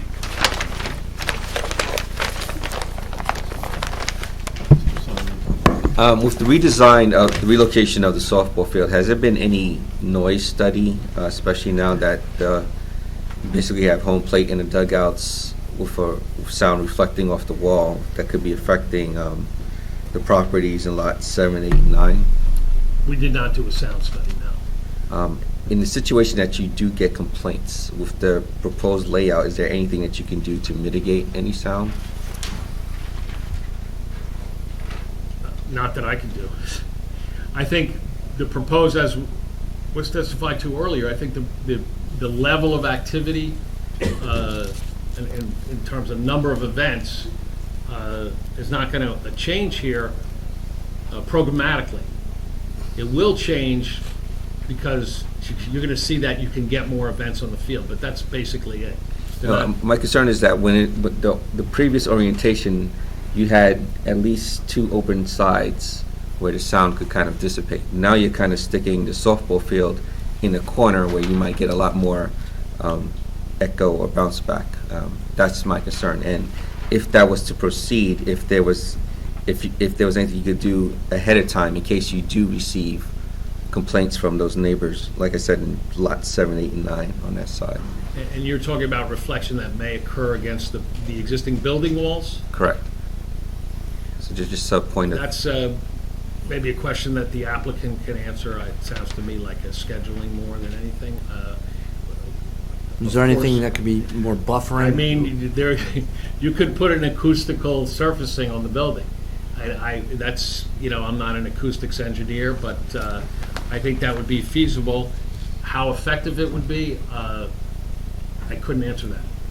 Would it, to avoid, I imagine that would be extremely expensive. I would recommend some kind of sound study be done in that corner just to kind of protect yourself, because if you proceed with this and then you have numerous complaints, I think it's just going to make life harder for everybody. And that would be a after construction study or before and after, perhaps? I think you can do it now, right? Because if you just stand there in that proposed location for home plate and just do some test. I'm not an expert, I'm just giving that as a suggestion, something to consider ahead of time. So. Other questions from the board?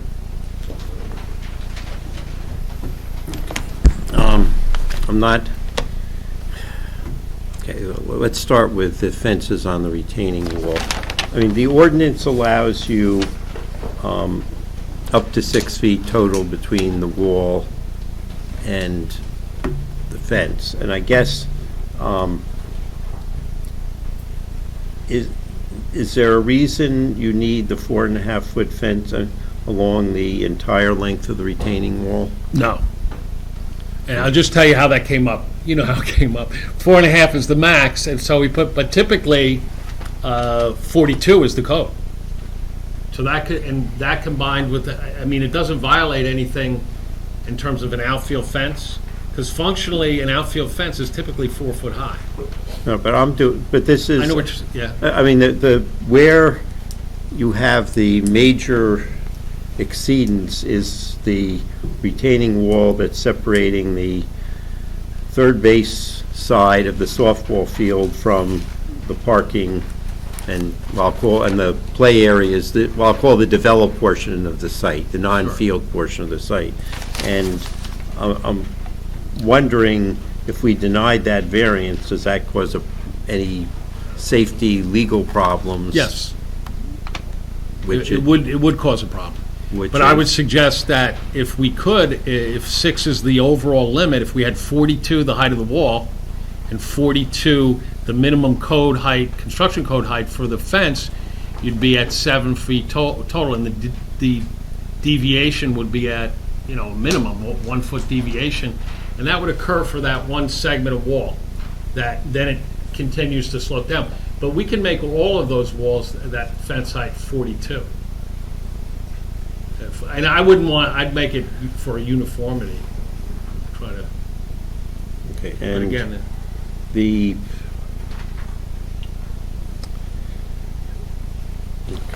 Okay, the screening, okay, first I need to understand one of your one note on the first base side of the baseball field says 30-foot high removable safety screen above 10-foot high black vinyl fence. Literally read, that says you're going to have 40 feet high. Is that what you're saying? no, 30 feet is the overall height, and we have a section illustrating that on that same C04. It's in the lower left-hand corner, I think. No, I lied. It's on the subsequent sheet of the radio.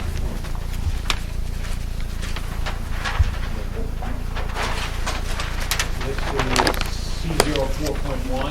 If you look at the lower left corner, you'll see it's a section between the tennis court fence, shows the dugout, and then it shows this fixed portion of fence as 10 feet, and then the removable portion as 20 feet. That helps. Okay. Well, it does, but I'm trying to clarify that versus your note where you're saying that's having a 30-foot safety screen. And this is, again, the wording in the two is inconsistent, and you're saying we're getting a total of 30 feet, and is this only going to have 20 feet of safety screen above the 10-foot? Okay, so, and that's what it should say on CO2. I was trying to identify the overall. And then, you know, we went over the inconsistency between the screening between the two foul lines for the baseball field, but the same issue exists for the softball field, where you're having the 30-foot high screen down for that field, down the third base line, but nothing down the first base line to protect the properties. And there, unlike the one, it's Central Avenue and largely going to affect cars that might be parked along there. Here, there are people's garages are right up against the property line there that, are much greater chance of it going into the neighbors. And your focus seemed to be on protecting the school property and its users versus protecting the neighbors. And, and I'm not sure I really want, and I'm not sure we can at this point give you more fencing than you noticed for, because if I were a member of the public who lived on Central Avenue and I cared about the screening, I'd say, oh, they're not doing anything on my side. But then on the flip side of it is, if one isn't necessary on the 2 foul lines during the public, why is it necessary on yours? But we went over that. It's the same issue on the softball field. But the last question I have on the screening is, you're doing 30-foot high for the outfield of the softball, and in the one area you have the school building close by, but then you go and eventually that's going to be away from the building, and then, but you're only doing 20 feet for the outfield on the baseball field side, and portions of the school building, they're not as close as to the softball field, but my guess is there's going to be a greater risk of baseballs traveling further and baseballs being harder by definition, potentially having an impact on the school on that side. And I'm just trying to understand why 20 versus 30 in the two areas, and not fully understanding just based on the proximity to the school. And let me ask, and Mr. Tremblay, I'm not asking you questions. The immediate thing is it necessary for the screening to be of uniform height the whole length, or can you do a 30-foot section in one area and a 20-foot, go 2 poles, say 30 feet, and then remaining poles 20 feet, or does the way the screening comes, it has to be 30 feet the whole length? No, you can vary it. Okay.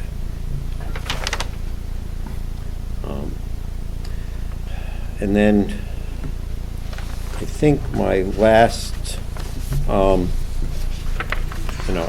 the landscaping and the language in the ordinance is not mandatory in terms of use of native, but it encourages, and I guess my question is, and I don't want to get into a debate on azaleas and rhododendrons, is because they've been so interbred, native to this country, native to Asia, that but you're proposing the 8 Japanese cedar, and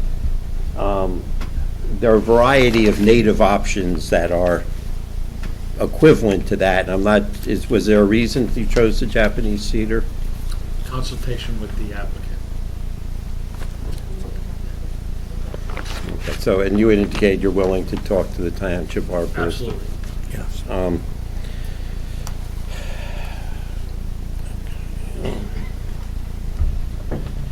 Okay, and then, and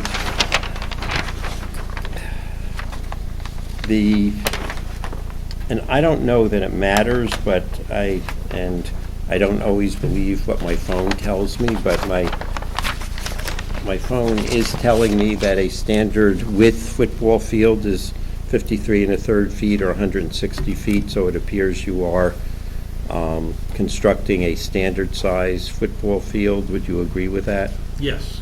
Okay. And then the soccer fields, the width is variable as you testified, but almost all widths are wider than what you're proposing, so the length is fine, but the width would not be a conforming field. Yeah, and I would have to look at that regulation to see precisely what that minimum requirement is. That's, so I think I'm willing to accept that the soccer field would be considered substandard. Whether that affects junior varsity playing there, 8th graders playing there in terms of competition, I'll leave that to the athletic organizations. But I guess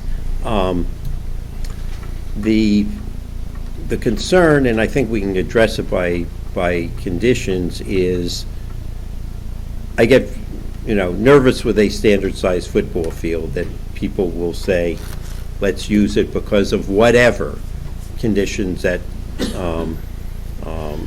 leading to a more frequent use, and with the artificial turf, it becomes available on a, I don't want to say continuous basis, but it's a concern, and I think we can address it by who gets to use the field and for what. Any other questions from members of the board?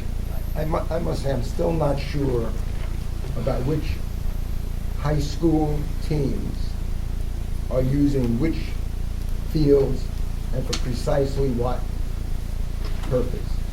Originally, I didn't think anyone were using them as competition fields other than junior varsity playing there, but then all of a sudden I thought I heard it. Those fields are being used by the high school for competition purposes and other sports. And I just wanted to get it clarified as to how, which fields are being used for actual interscholastic competition against other schools that would potentially bring spectators and others to the field. I'm just not sure I got a very clear picture of that.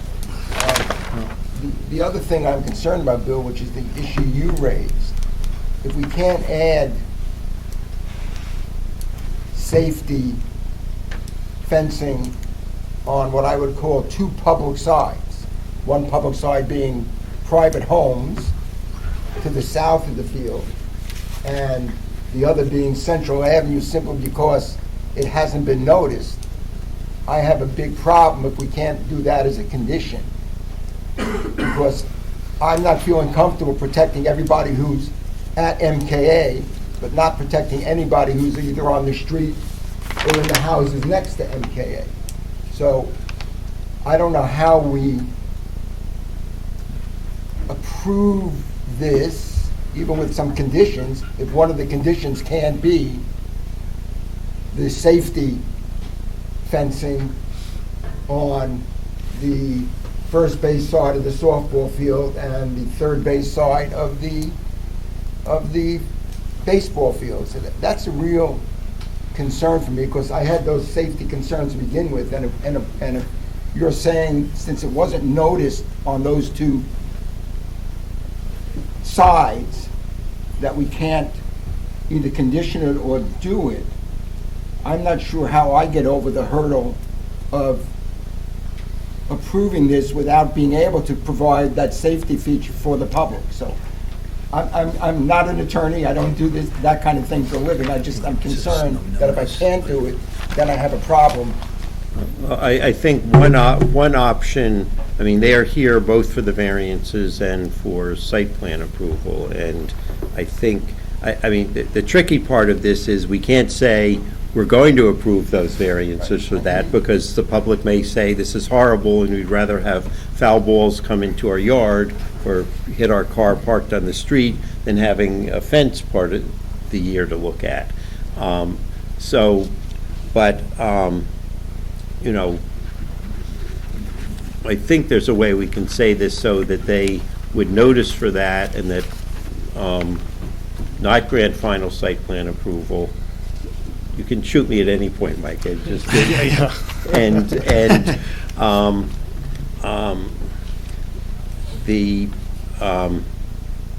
come back and propose that, and we can evaluate that. Gets them 80% of where they want to be, and come back for us to look at that as part of looking at a final site plan. Well, you said a lot, okay? I agree, though.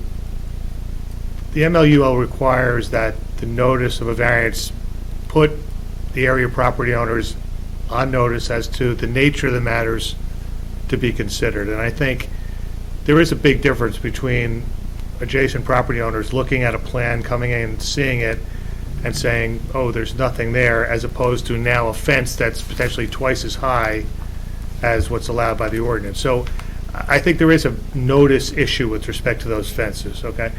So you can't circumvent that by then just making it a condition of the approval. No, that's what I So, understood that. Right. So the question is, you know, if the board's inclined, and we still have to hear from the public and allow them to question this witness and also make their statements.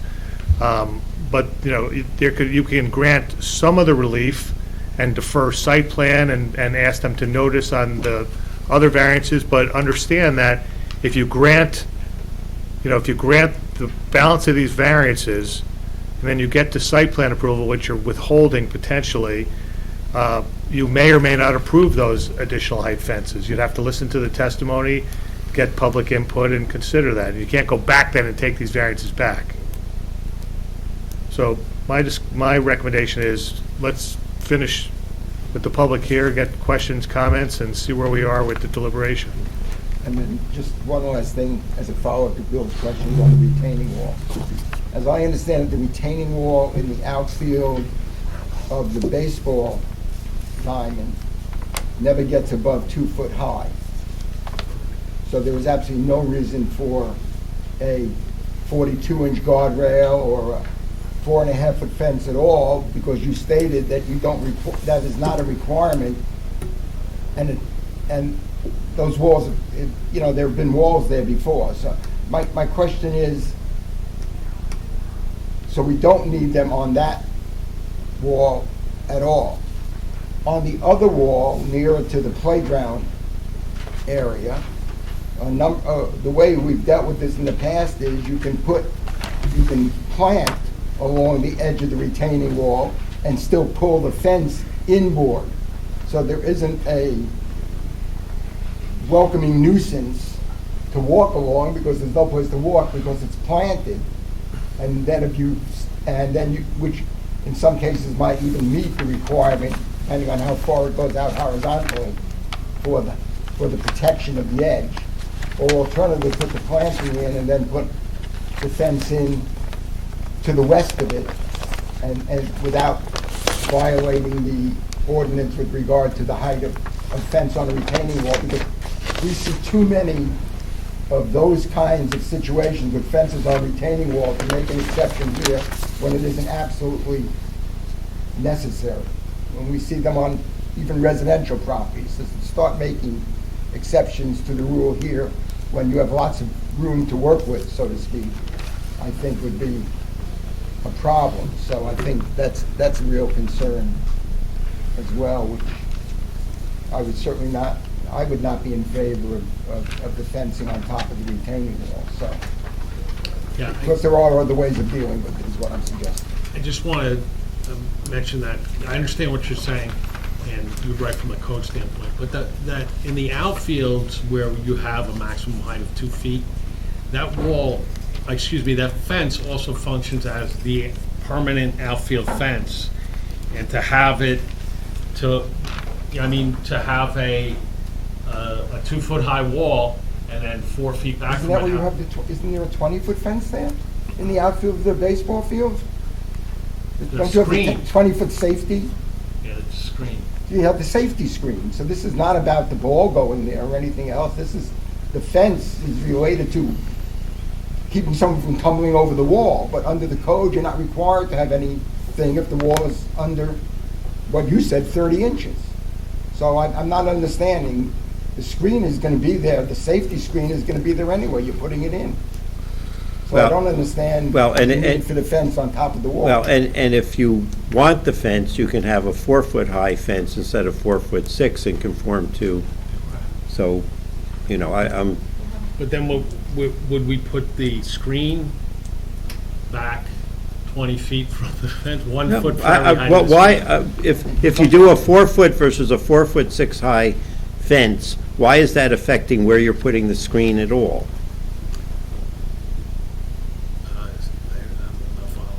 Okay, you currently are showing the screen and the fence basically in the same location. Yeah, well, the screen is behind it, I believe.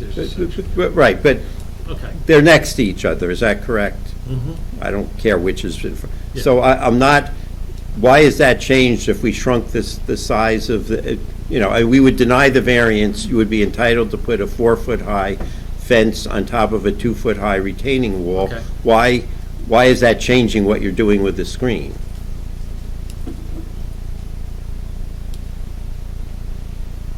Well, if you're allowing us to put the fence, it wouldn't.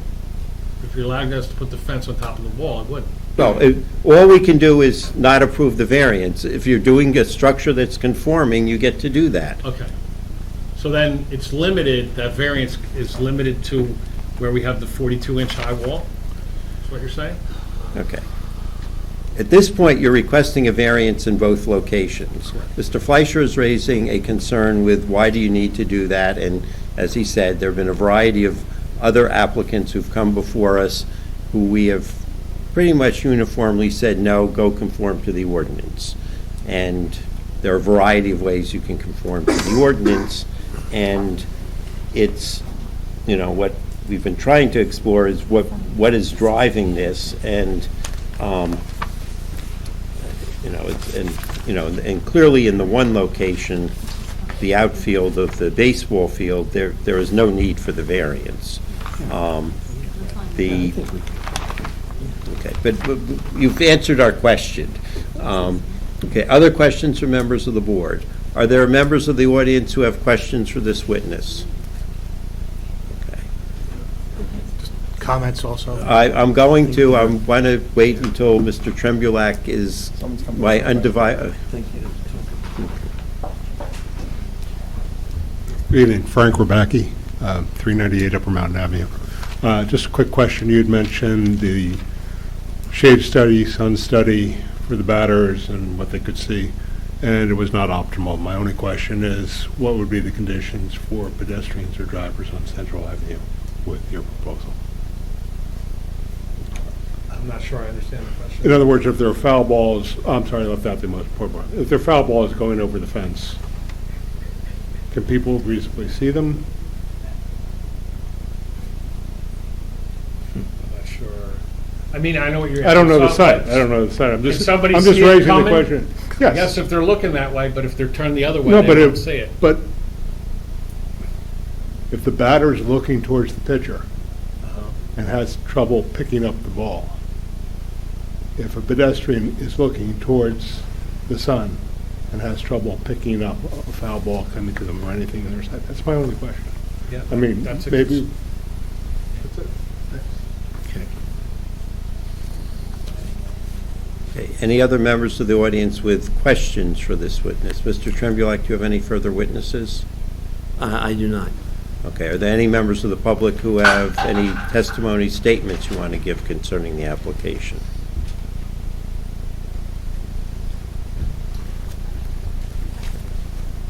If you don't want to make you, but you expressed a concern earlier. Hold on a second. Would you raise your right hand? Do you swear to tell the truth in the matter pending before the board? I do. State your name and address. Daniel Parker, 212 Valley Road, Montclair, New Jersey. So I appreciate the opportunity to speak before the board. Earlier, I continue to oppose the approval, the grant of this variance. Thank you, the board answered my questions. I had a few additional questions, but as it turns out, I just have one question, and this has to do with the testimony. So my understanding is that there will be dugouts, cutting of trees, retaining wall, pretty substantial changes in aerial landscape, increasing setbacks. And I just want to confirm that your testimony is that there will be no intensification of the use of the property based on those conditions, correct? Yes, that's correct. Okay. I guess I just have one other final question, and that is that the chairman spoke about the football and the soccer dimensions. Earlier in your presentation, you talked about the dimensions with regard to each configuration of the sport, specifically baseball. You also noticed that there was a high school sports standard, and I didn't get the name of that standard that you used. What is that standard? I don't know off the top of my head the acronym. It's something to the effect of National Federation of State High School Sports Association, something like that. Okay, so with regard to that standard, and in particular to the configuration for baseball, do any of the dimensions that you propose conform to that standard for baseball? Yes. Okay. So that's the only other question that I had. But again, I oppose this, and I oppose this primarily based on the reasons that the board has brought up in terms of the applicant really hasn't considered safety and value to the neighbors and the neighborhood. And most of the testimony that I've heard today really is about how the improvement is going to be based on the improvement to Montclair Kimberley Academy without regard for the safety of the public. In fact, even the testimony when we talk about the various setbacks that will kind of be even broader setbacks, they were internalized to really talk about the safety to MKA and not safety to the public. So I oppose this until safety concerns could be met, and notwithstanding the aerial landscape changes, which I think are going to be quite significant with regard to fencing and the like. So that's all I have. Thank you. Okay. Any other members of the public who have anything you want to say about the application before we proceed to a vote? Okay. Mr. Tremblay, do you have a briefly sum up? Well, I think, actually, before I sum up, my client believes that in light of what's been discussed tonight, first of all, the MKA wants to reduce the fence height to 20 feet, this maximum of 20 feet. But they think it is important to, for additional safety reasons, to provide for the screening along Central Avenue and along the right field side of the softball field that abuts the Bel Air Drive neighbors. And I also agree that serious questions whether the board could grant that variance without proper notice. And out of an abundance of caution, I think what I would like to do is to ask the board to carry this, and I would renotice it immediately to request additional variances to allow for that safety screening on those two sidelines. We may also look at tweaking some of the plans in light of some of the comments, but most importantly because of the notice issue, and I think that is critical to this, and we want to have a safe facility here. So I would ask that the board carry this, preferably to your next meeting. I think I have enough time to get notices out, and we would like to come back and... Right, so your notice would have to appear in the paper on the 23rd, next Thursday, which you would have enough time to get in. And I guess the more key question is plan revisions, and plans showing those changes would have to be filed 10 days prior. The who, what? The revised plans would need to be submitted as well. Yes, I assume he knows that and will be doing that, and otherwise we... I mean, what's the date of the next meeting? The next meeting is February 5, 5th. 7:30 p.m. February 5th. Mm-hmm. The meeting after that is what, Graham? February 19th. 19th, but the reason we were putting all the use variances applications on the 5th is there were at least two members of the board who could not make the February 19th meeting. I think the best thing to do is to continue it till the 5th if you can't make it, and then we'll see whether we have 7 members for the 19th if you can't get it done by then. I think we could get it done in time for the 5th, including, revising the plans. It's not significant revisions. And I know I can get the notices done. Okay. So we're going to continue the hearing in this matter until the February 5th meeting of the board. There will be further public notice since they want additional variances, and they will be modifying the plan. So if those members of the public who are here interested in that, there will be revised plans which will have to be in the planning office 10 days in advance of February 5th, and if they're not, we will be hearing it on a date after February 5th. But the notice is going to have to specify, when the hearing will be, and you got the notice before, you'll get it a second time. Okay. With that, we will see you on February 5th, presumably. We will take a break. I have to recuse myself from the next application, somewhat to my aggravation, for a variety of reasons. And Lisa, John, could you come up, and we just want to ask you a question. We're going to take a 10-minute break? Yeah, that's up to you. 10 minutes.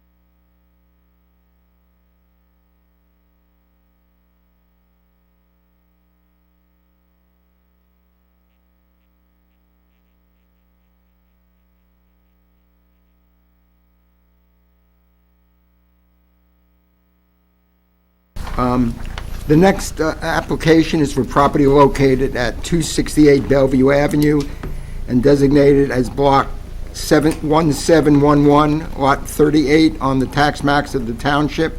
The property is located within the NC Neighborhood Commercial District of the township. The applicant, which is Highgate Hall LLC, is seeking preliminary and final site plan approval in order to renovate and expand the existing structure located on the property known as the Bellvue Theater. The building currently has 884 theater seats and 5,000 square feet of personal service retail space.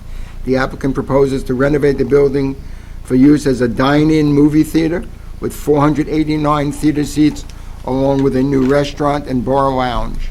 In connection with its proposal, the applicant is requesting variance relief to permit an overall building height of 51.75 feet, 3 stories, whereas 38.1 feet, 3 stories exists, and a maximum of 24 feet, 2 stories is permitted. The applicant also requests variance relief to exceed the maximum permissible fence height of 4.5 feet, where 6 feet is proposed. The applicant additionally requests variance relief to permit bare bulb illumination of its proposed marquee sign, where such sign illumination is prohibited, and a variance to exceed the maximum permitted marquee size of 100 square feet. To the extent deemed necessary by the board, the applicant further requests variance relief to expand the pre-existing non-conforming movie theater use on the property, whereas movie theaters are not permitted use within the district, and to provide no on-site parking for the proposed uses, whereas 181 spaces are required. Lastly, the applicant requests that the board grant any additional approvals, permits, variances, interpretations, waivers, and exceptions reflected in the plans and materials filed, or is determined necessary during the review and processing of this application. Thank you. Just for the record, the taxes are paid and notices in order. Okay, thank you. For the record, my name is Lisa John Basta with the law firm Chiesa, Shahinian, and Jan Tomasi. Could you repeat the name again? My name is Lisa John Basta. I'm with the law firm Chiesa, Shahinian, and Jan Tomasi, but we say CSG for short because that name is entirely too long. As was detailed by the chair, we're seeking approval, preliminary and final site plan approval, along with several variances in order to renovate the Bellevue Theater for the dine-in movie theater, along with ancillary restaurant, bar, lounge use. We have several witnesses that will discuss the application in greater detail tonight. As you'll hear, we're looking to restore the historic use of this property, both from a use perspective as well as a physical perspective. Prior to appearing before the zoning board this evening, we did appear before the Historic Commission. I believe you have their memo in your packets, and they gave a favorable review and recommendation related to the application. We've also addressed, and Paul Sionis will go through in detail how we addressed their comments that they raised during the testimony. So for the board's edification, we have Paul Sionis, who's going to testify, who's our project architect, who will speak about the site layout and the building renovations. We also have Vincenzo Ornati, who is here related to the operations. He is a member of the applicant. And we have Christine Cofone, who's our professional planner, that will testify with regard to the variances that we're seeking. Just for a point of clarification before we get started, we are no longer seeking the variance related to the sign area. The remainder of the variances remain as stated. So with that, I'd like to call our first witness, Paul Sionis, and I just ask that he and our operations person be sworn in at the same time if possible. Just to be clear, obviously we only have 5 people up here, so we will go forward as far as we can tonight, but I'm guessing, or maybe I could be wrong, that you may or may not want to take this to a vote tonight, depending on what you hear, because we need... Yeah, you need 5 out of 5. You need 5 out of 5. For the application to be approved. Votes, and you may feel comfortable after we talk, or you may not, so. Well, let's see as we get along, Yeah. time-wise and so forth. So would both of you raise your right hands? Not you, Lisa. Do you swear to tell the truth in the matter pending before the board? I do. Okay, state your names and addresses for the record. My name is Paul Sionis. My address is 8 Hillside Avenue, Montclair, New Jersey. Vincenzo Onorati, 202 Lorraine Avenue, Montclair, New Jersey. Would you spell your last name, please? Onorati. Thank you. Okay, if we can then start with Paul. Paul, you appeared before this board in the capacity as a licensed architect? Yes, I have. And have you been qualified as same before the board? Yes, I have. I asked that his... He is accepted. Thank you very much. If you could, please start with the location of the movie theater from a physical standpoint, as well as the historical background of the theater and its uses. Sure. What I'll do first is pass out an exhibit. So we have copies of the PowerPoint for each board member and staff. And we're going to mark that as A1.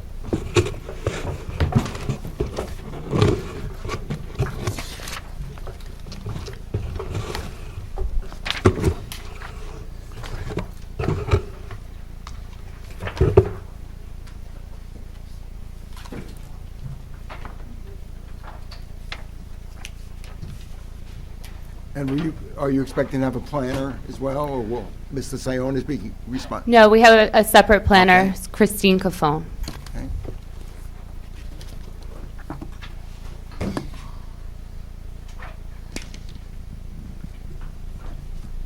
So everyone has a copy of the PowerPoint exhibit, so exactly what will be shown in the slides is what you have in your possession on 11-inch by 17-inch paper.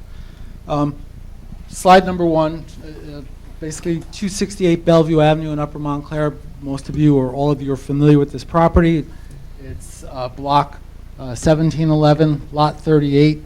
It's in the NC Neighborhood Commercial Zone. The property is located on the south side of Bellevue Avenue. It's just to the east of the New Jersey Transit train tracks, and it's to the west of the Upper Montclair Plaza parking lot and entry drive. The second slide, the building was constructed in 1921, and some of the images that I'll be showing are taken from both the Montclair History Center archives. Some of these are from the Friends of Anderson Park. There was a presentation that Lizanne Renner did approximately 2 years ago. It was entitled Fade to Black or Double Feature. Ms. Renner was kind enough to loan me the flash drive for some of the historic images. And then the Montclair Public Library has a lot of archives on this property. So as I stated, it was designed and constructed in 1921. It was designed by Charles Anderson, who was the son of Charles W. Anderson, who previously donated the land for Anderson Park. And the design was meant to reinforce the English Village ambiance of the Upper Montclair shopping district. And this was designed in a Tudor revival style architecture that's popular in this particular business district. You can see that the original design, the building was designed to connect to another building directly to the east, and that was to be connected with a bridge. The building to the east was never constructed. That's currently the site of 250 Bellevue Avenue. And as you see in the original design, there was no canopy or marquee at this front of the building. Slide number 3. This shows that the marquees at the front of the building went through many iterations, starting with the 1922 photo in the top left. It shows that there was a fabric canopy supported by poles. 1923, only 1 year later, there was a fixed marquee with finials, exposed light bulbs, and ornamentation on the front of that marquee. The building looks pretty similar to the way it looks today. The original design included 2 retail stores on the ground floor, one on the east side and one on the west side of the first floor, and then the theater lobby was in the center. Slide number 4 shows that the theater was originally designed as one large open theater space. There was a stage in the front, mostly for performing arts, for plays. There were in the front corners were places for organs where the organist would sit and play during the plays. And then when there were silent movies, the organist continued to play during the silent movies. So it was designed originally with a large stage up front, one large auditorium, and then a partial balcony that was above the rear of the theater. Slide number 5 shows that the The second floor of the front of the building was designed as a restaurant. So it was known as Highgate Hall. It's our understanding that this existed from the time that the building was built, 1921, up until the 1940s. So the second floor restaurant had a kitchen, a full kitchen, and a pantry. And reading through the documents, they changed the wallpaper every 2 months in the restaurant. The next slide, number 6, shows 2 additional iterations of the marquee. The image on the left is a 1980 photo, so it shows that there was a completely different marquee over the building, different entry doors on the facade, different exterior doors to the center, different storefront to the first floor. By this time, there was a hair salon on the ground floor on the easterly side, and also at the second floor. And also there's a vent through the roof for the hair salon. The slide on the right was taken by our office last summer. This was current conditions. This was from last July. Shows that the glass on the bottom right of the facade, or the front northwesterly side, the glass was infilled. Small windows were put in, stucco surround, different entry doors again in the center, different marquee once again, much wider, much taller marquee, and that's the marquee that's there now. A lot of the details were removed from the facade. The finials were missing. Muntins were removed from the windows. So it went through many changes, but mostly to simplify the facade. Slide number 7. This is a drawing of existing conditions. So basically the building consists of 2 structures. There's the front structure, which is the gable roof Tudor-style structure. That, as I said before, it originally contained stores on the ground floor and then a lobby in the center. The restaurant was on the second floor above that. And then the rear structure, or the southernmost structure, was the auditorium for the theater. So that's this tall concrete block with brick pier structure that projects out to the rear or south side of that front gable roof structure. In slide number 8, so in December we appeared before the Historic Preservation Commission. We had a different scheme than the scheme we're here with tonight. We made the presentation and we listened to their recommendations. The original proposal showed a marquee that wrapped around the corner, the front corner of the building. So the marquee was on the easterly side of the front of the building, and it wrapped around, also it was on the north, that wrapped around to the easterly side of the building, so it wrapped around the corner. The Historic Preservation Commission recommended that we move it back to the center, since the building was meant to have this center marquee, even if our doors are no longer in the center. So we listened to we also proposed shed roofs. One of the concepts from the beginning was to dress up this eastern elevation of the building. I've stood in line for movies along that eastern sidewalk. I've attended movies for the Montclair Film Festival, and the line forms along that side of the building. It's very unattractive. So the goal was to make this more pedestrian friendly, try to dress that up. So the proposal was to do shed roofs between the pilasters and public artwork between the pilasters at the ground floor. And the applicant is willing to work with either Studio Montclair or local artists to provide some exterior artwork on that facade.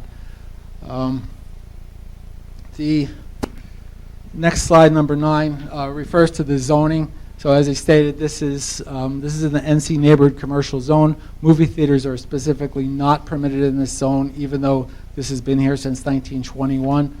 The 1997 approvals were granted by this zoning board to expand the pre-existing non-conforming use. So the theater lobby was expanded into the westerly retail space. So one of the stores on the westerly side of the first floor became part of the expanded lobby. And then a 4th movie screen was added, and part of that was including an additional 100 seats into the project. A parking variance was asked for and granted since there were no on-site parking spaces. 246 parking spaces were deemed to be required at that time based on the theater use. And Paul, we'll get into it in greater detail, but with our proposal, we're seeking to reduce that parking demand from what was previously granted. Is that correct? That's correct. So 246 spaces were required at the time. With our application, 180 spaces are required, or 66 less parking spaces with the proposal. So slide number 10, this is a site plan showing existing conditions. The property is fully developed. There is no, and there has never been any on-site parking on this property.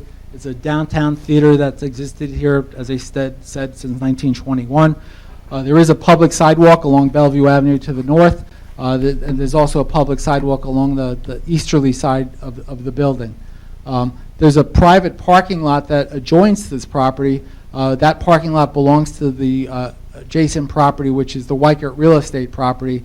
12 feet of that paved parking area is on the Bellevue theater property. So I'm pointing to the property line, and there's a 12-foot area of paved parking that belongs to the Bellevue theater property. Next slide, again, existing conditions. Just to repeat, the property is fully developed. As it was built originally, it was built as two structures, the front gable roof structure and then that tall concrete block structure. So most recently, there were 4 theaters in this building, in this auditorium, with a total of 885 seats. And that's based on previous drawings that we reviewed from when the application was made to expand the theater.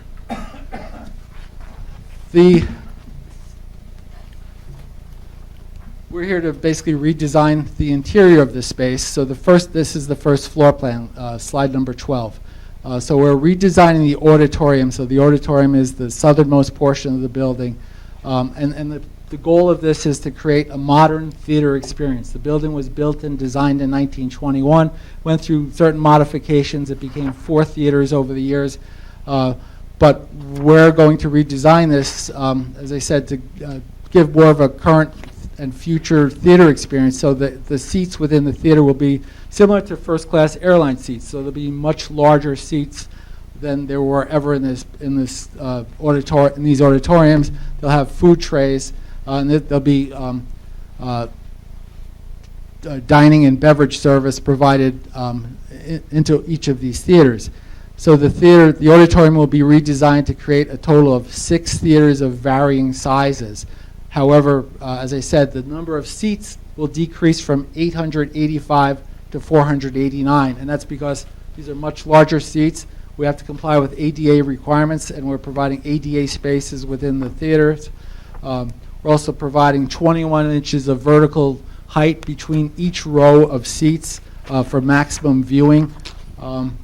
So because of all of this, because of the larger seating, the ADA requirements, additional space, better viewing, good-sized screens, we're raising the height of the auditorium by 13.65 feet, again, to accommodate much larger seats, additional space for the ADA seating, and much better viewing.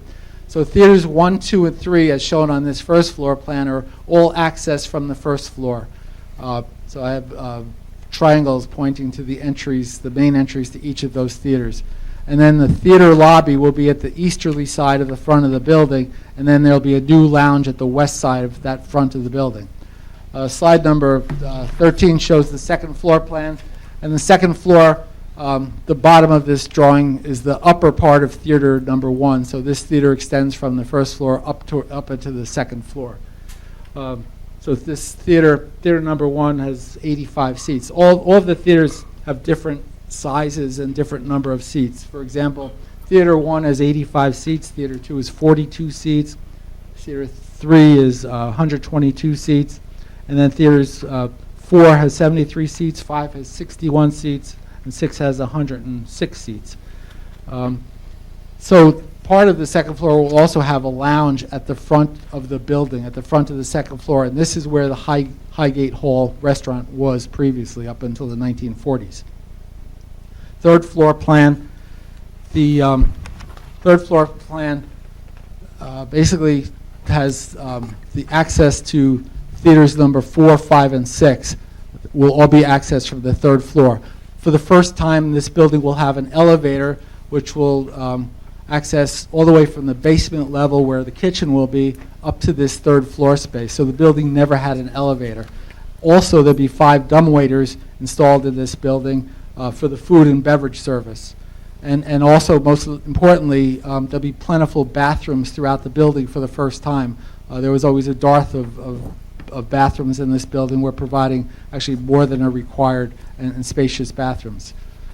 The next slide, slide number 15. We're requesting a height variance to raise that auditorium by 13.65 feet. So the permitted height in this NC zone is 24 feet. The existing height of this auditorium is 38.1 feet, and our proposed height is 51.75 feet. 2 stories are permitted in the NC zone. The building is 3 stories now. We're maintaining 3 stories to the building. When we started studying this, we originally looked at excavating down rather than building up. However, there's an extremely high water table in this area, if you're familiar with this part of Upper Montclair Plaza. So it was deemed cost prohibitive to excavate down. So instead of excavating down, we're extending up 13.65 feet. We also would have had to dealt with underpinning of the adjacent law firm that's on Upper Montclair Plaza in order to excavate down. And I'll talk about this more, but the question is, will that additional massing have an impact on the Upper Montclair business district or even Anderson Park? So it's adjacent to the raised railroad tracks. To the west of the raised railroad tracks is Anderson Park. Then there's, along this easterly elevation is the Upper Montclair Plaza entry drive, and then the Upper Montclair Plaza parking lot. We looked to see what other buildings in this area were similar in height, and we found one that was actually taller. You're familiar with this building at the corner of Lorraine Avenue and Valley Road. So this is taller than even the proposed additional height to the Bellvue Theater. This is 58 feet in height at its tallest point, not counting all of the cell towers. But this is 6.25 feet higher than the theater auditorium. We also looked at Anderson Park to see what impact this building or the building has now and would have in the future on the views from Anderson Park. So there's, as you can see, this photograph was taken only 1 week ago. The leaves are not on the trees, but there is dense vegetation at the easterly side of Anderson Park, and you can see the trees are much higher than the building is now. I'm pointing to the top of the current building. There are evergreens mixed in with these deciduous trees. The evergreens will grow larger, but I think there'd be a minimal impact to the views from Anderson Park. Slide number 18 is the front elevation or the north elevation of the building. So in my opinion, that this front or north elevation is improving. It's improved over what we originally showed to the Historic Commission, and it's greatly improved over its current condition. It's visually compatible with the adjacent buildings and the surroundings. As I stated, 1/3 of the facade on the ground floor will become the theater entry lobby, and then 2/3 of that ground floor facade will become a lounge. It'll be a 70-seat lounge on that first floor. The second floor in front will return to the restaurant use that it was built as originally. Slide number 19 refers to partial front of the first floor and the second floor. So the image on the left of this slide is the partial first floor. So the first floor, as I stated, the theater lobby will be in this 1/3 area of the first floor front. Blue arrow shows where the series of doors are, entry doors into the lobby. There'll be several kiosks inside the lobby for people to purchase tickets. There's also a 70-seat lounge that'll occupy about 2/3 of the front of the first floor. We're also showing an outdoor patio area, so there's a 10 to 12 foot wide area that's currently asphalt paving just to the west of the building. So we're taking advantage of that and calling for that to be a brick paved patio with 20 outdoor seats under a pergola, and I'll show more images of the pergola, but the pergola was to be a Tudor-influenced design wood pergola over this patio area. And the patio will be surrounded by a wire fence because there is a driveway for the Weikert real estate property next door. On the right side of this slide is the partial second floor plan. So the second floor will be restaurant seating. There'll be 56 seats, approximately 56 seats. Sorry, I keep changing the numbers, but that's showing 56 seats in the second floor restaurant seating. It's labeled 56, but my notes say it was 49 seats, so 49 are actually the seats that are shown. We're also opening up the floor from the second floor to the first floor. The ceiling height of that first floor is currently low. There's a drop ceiling. I'm not sure when that was installed, but it's a 7'9" ceiling in the first floor lobby currently. We opened up that ceiling, and there's an 8'6" to the underside of the structure. Our proposal is to raise that ceiling in the first floor to try to get a 10-foot ceiling to make it a more dramatic and interesting entry to the theater, and also a better ceiling height for the lounge. In addition to that, we're proposing to open up the part of the ceiling in that lounge up to the second floor. So at the second floor, you'll be able to look down to the first floor. We found the historical images of the fireplace that was at the second floor. It's currently covered with finished material, but the goal is to restore the fireplace on the second floor. Next slide, number 20, are the cross-sections. The cross-sections show the redesigned auditorium on the left side of these drawings. It also shows the new lounge on the first floor and the restaurant seating on the second floor above, the fireplace that we obtained from the historic images, and that's currently behind the finished materials on the walls. As I said, there's a low ceiling on that first floor. The goal is to raise it up to try to get a 10-foot ceiling. And as I mentioned before, for the first time, there'll be an elevator in this building to go from the kitchen level all the way up to the third floor, in addition to 5 dumbwaiters for food and beverage service.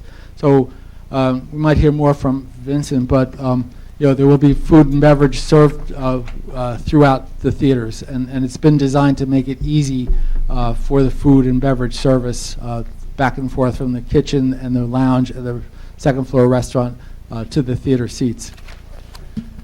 Slide number 21 is back to the front elevation.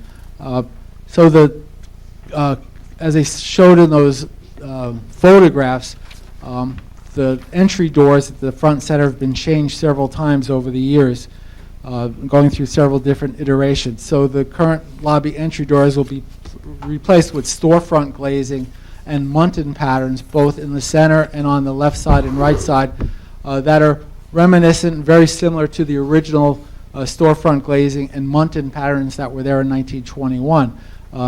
Again, to repeat, 1/3 of the facade will be for the theater entry, 2/3 will be for the lounge. We're creating this small exterior patio on the east side of the west side of the property, and again covering it with a pergola that's meant to be Tudor influenced, same design that's on the facade of the building. The same curved wood would be incorporated into the pergola design.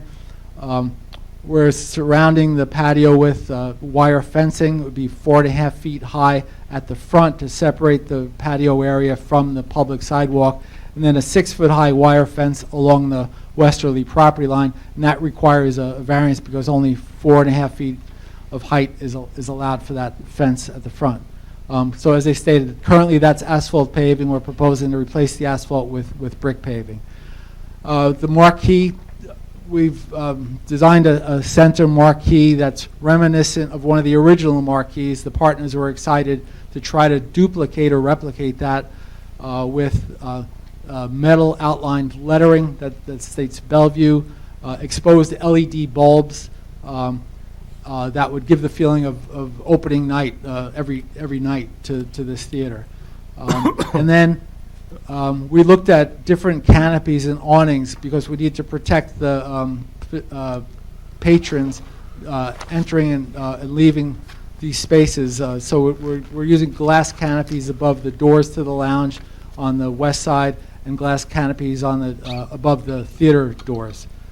So again, that would provide protection from the elements above the entry doors and be subservient to the marquee. So we didn't want to have a solid canopy that would block the view of the marquee, which should be pretty exciting with the exposed lighting.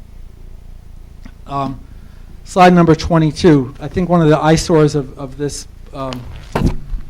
this property has been this eastern elevation. Historically, it's been one of the most unattractive aspects of the exterior. As I stated, I've waited in line for movies along this sidewalk, and you're forced to stare at this block wall with the infilled block and brick that's been patched many times. So again, it's a jumble of patched concrete block and brickwork, in addition to the exposed fire escape and drop ladders along the facade. The proposal is to try to make this a much nicer eastern elevation. So we want to create more of a pedestrian scale along the easterly elevation, and especially along that Upper Montclair Plaza driveway, walkway. So the goal is to have eye-level exterior artwork. As I stated, we've discussed introducing this to either Studio Montclair or to local artists to provide exterior artwork along this first floor facade. It would be illuminated from above with soft LED strip lighting above the artwork. And then, just like the facade on Bellevue Avenue, we're also proposing the glass awnings above the sidewalk along this east side. The front canopies would extend out 4 feet from the building facade. These canopies would only extend out 2 feet 6 inches from the facade. When we went to the Historic Commission, we originally proposed shed roofs with slate on them projecting out even further along this walkway, but we discussed the fact about all the delivery trucks that drive along this Upper Montclair Plaza driveway. So we reduced the canopies back to 2 feet 6, which is the minimum what zoning allows. Below the glass canopies, we're proposing to have a brick facade, a brick that would relate to the brick on that front gable roof Tudor-style building. The upper portion of the building has these brick pilasters. Currently, it has the concrete block and the brick infill that's been painted red. Currently, we're showing this as a stucco finish over that concrete block.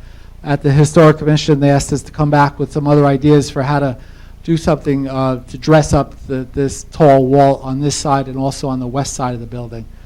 So we have to go back to the Historic Commission to show what will be proposed if it's not this stucco finish. We're proposing all new exterior wall lighting. There's minimal lighting on the perimeter of this building now. So we've selected a Tudor-style wall-mounted light fixture to be placed on the pilasters and around the front of the front two-story building. The slide number 24 shows the back to the lighting. I'm sorry. So we provided a lighting plan, a foot candle plan for all of the lighting on this property, and in the memo, both from the planning department and from Suburban Consulting Engineers, some of the lighting was less than what's required. Some of it was more than what's required, both on this side of the property and also on the west side of the property at the Weichert parking lot. So we will resubmit the lighting plan, and the new foot candle plan will be designed to comply with the Montclair Code standards for foot candles.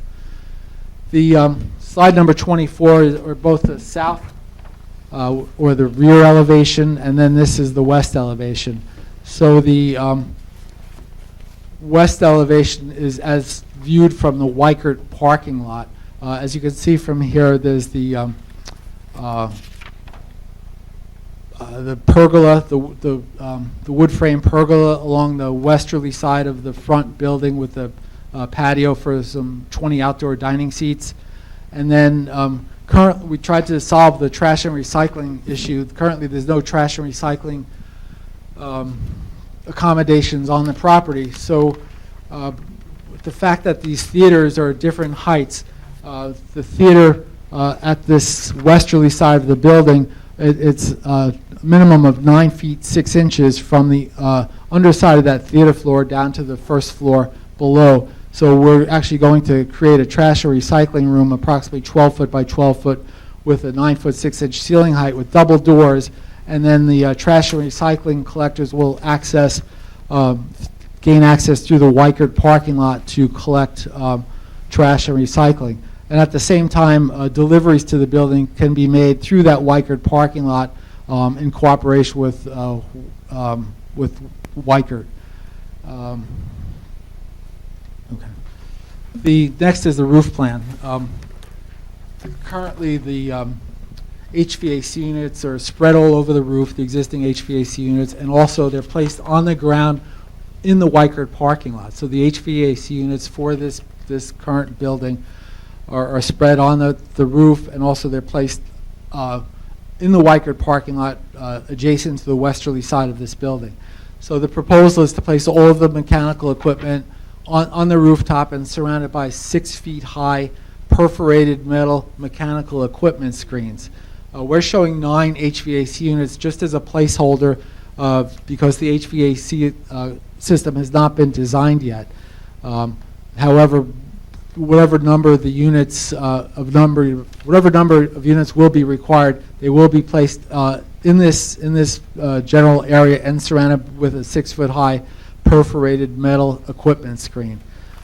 Because of the screen, the HVAC equipment will not be visible from either adjoining properties in the area or from Anderson Park. You will see the equipment screen, but not the HVAC units. The signage, we're proposing basically 2 types of signs, and both are reminiscent of the original design of the building. First is the marquee. So we're proposing this center metal marquee with individual letters on 3 sides of the marquee. It will be 10 feet to the underside of the marquee. It'll be 85 square feet of total sign area, which is less than the 100 square feet that's allowed.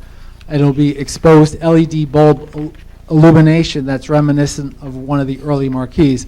The LED bulb illumination is a variance request that's not allowed, and our planner will discuss that further. We're also proposing 2 wall-mounted projecting signs, or what's referred to as blade signs. And those are to mimic the original blade signs that you see in some of those 1920s photographs. So one will be for the theater and one will be for the lounge. They'll both be at 14 feet above the sidewalk level. They'll project out 3 feet from the building facade, and they'll be 4 feet square each. The marquee that's proposed is much smaller than the marquee that's currently on the building. This is only 3 feet 8 inches high. The current marquee is 5 feet 6 inches high. This marquee that we're proposing projects out 9 feet 5 inches from the facade. The existing marquee projects out 10 feet. Also, the current marquee is only 8 feet 6 inches above the sidewalk. We're proposing to place this at 10 feet above the sidewalk.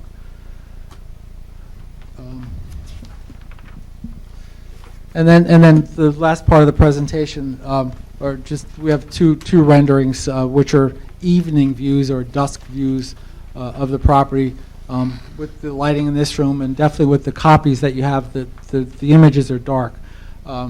However, the goal of the project is to repair, restore, replace the woodwork and many of the windows on this building. We're proposing to have storefront glazing and muntin patterns that are reminiscent and look like the original storefronts. And then we're proposing the exterior dining area with the brick pavers to replace the current asphalt on the west side of the building. There is brick along the front of the building now. There's also a brick in what's known as the tree lawn area, so between the concrete sidewalk and the curb, there is brick paving. So we're proposing to match the brick that's in the sidewalk along the front of the building and wrap that around the side into that outdoor 20-seat patio area. Again, this is dark with this lighting, but this is as viewed from the east or from the northeast. The goal is to try to make this exciting and create this feeling of opening night every day, as I said before, to make this as an exciting place. Everyone knows that Upper Montclair Business District has really suffered from this theater being closed over the last couple of years. It's been dark, and people miss it. It's affected stores. It's affected the parking areas. It's affected the restaurants. So the goal is to make this pretty exciting, but to be reminiscent of what it was originally designed to be, which was a nice design. But again, to make this east side more pedestrian friendly, more of a pedestrian scale, because that's, in my opinion, has been one of the least attractive areas of this site. The exterior artwork will be something to look at when you're driving by or when you're standing, waiting in line for a popular movie. I mentioned the Tudor-style exterior light fixtures, and then stucco over the painted block and the brick infill along that tall easterly side and the westerly side. That's it for the direct testimony. I could discuss the letters, or... Yeah. Can I just ask a couple questions? Yeah, please. Mr. Sionis, you discussed, you kind of hit on Mr. Peto's January 8, 2020 memo, specifically the planning considerations, and there's 3 items there. The first one, you discussed the trash and recycling management. You said you are providing a trash and recycling enclosure, correct? Correct. Does that show on the plan or not show on the plan? Yes. It shows on your PowerPoint, but is that on the plan? It's on the... site plan that was submitted to the board? Probably not on the site plan that was submitted to the Okay. board, correct. It's been revised. It's slide number 24. What I've circled in red is the double doors for the trash and recycling room. I guess my question is, where does it appear on the floor plan? It's not showing on the floor plans because it's below theater number 3, I believe. Okay, but it's going to be provided... Whether you can get there from inside or not. That's the question. You cannot get there from inside. Take it out. You have to take the trash out. There for- That's correct. Okay, item number 2, Mr. Peto raises concerns about non-compliance with lighting. I thought I heard you say that the lighting plan will be revised to comply with the ordinance. Is that correct? That is what I said, Okay. correct. And finally, with respect to number 3, the roof plan is going to comply, as I understand it, with both the screening requirement and section 281-8.1L, or I, whatever that is. Will the roof plan also comply with the Montclair Code section that requires mechanical equipment not occupy more than 10% of the roof area? That's correct. We will Okay, comply so with that. you're going to comply with that also? Yes. Okay. Thank you. So we'll talk about the engineer's letter or the... Yes, please. We also received an engineering letter from Suburban Consulting Engineers dated December 5th. I think we've addressed the comments within there, and Paul, if we haven't addressed it, will we comply with all the comments set forth within that letter? Correct. The applicant agrees to comply with all of the comments if I have not stated them directly. And that's the December That's the 5 fifth letter memo from SCE Suburban, correct? From Suburban. And then the third letter is the Historic Preservation Commission letter of December 10. I can go through those quickly. There were 4 items. First was that it was recommended that we more closely recall the original design of the facade of the building. And as I mentioned, originally we had the marquee wrapping around that northeast corner of the building, but we have now reinstalled the marquee so that's in the center where it was originally, but with glass canopies covering the doors at the first floor. So that's number 1. Number 2 is that the Historic Commission said that the applicant should maintain pedestrian access and the covered canopies along the eastern facade. So as I mentioned, when we originally presented to the Historic Commission, we had shed roofs that projected out 4 to 5 feet over that sidewalk. They recommended that that was too far. So we're cutting that back to the 2 feet 6 inches with the glass canopies to match the glass canopies at the front of the building. Third item is that we're running them short. at the pilasters. So we're To the point you made earlier about standing there in the rain or not, you're still not going to be covered At in the last these- 40 or 50 feet getting to the front of the building, is that right? That's correct. At this portion, you will not be covered. Is there a reason why you're not running them all the way? If we're concerned about the comfort of people that may be waiting in line? We actually didn't think of that, so we could. Yeah, no, it's a good question. And you will not be covered at these 24-inch wide pilasters either. But we will definitely consider some protection along there too. That would be consistent with the visual appearance of the other canopies. The third item from the Historic Commission letter was that we should incorporate the art installation that we showed on the original drawings, or visual elements along the eastern facade wall. So we are proposing to have these the art installations along that wall. And then the fourth item is that we should incorporate some visual relief along the east, and this is the east, and the west facade walls of the proposed height addition, and return to the Historic Commission for review. So we intend to return back to the Historic Commission for review of those walls. As I stated, we're showing covering the various infilled block and brick that's been painted red on this east and west facade with stucco. But we'll seek to incorporate something that's even more interesting, provides better visual relief along that facade and the westerly facade. So those are the three letters. So in sum, you're going to comply with items 1 through 4 in the HBC report, Correct. which includes going back to them. Correct.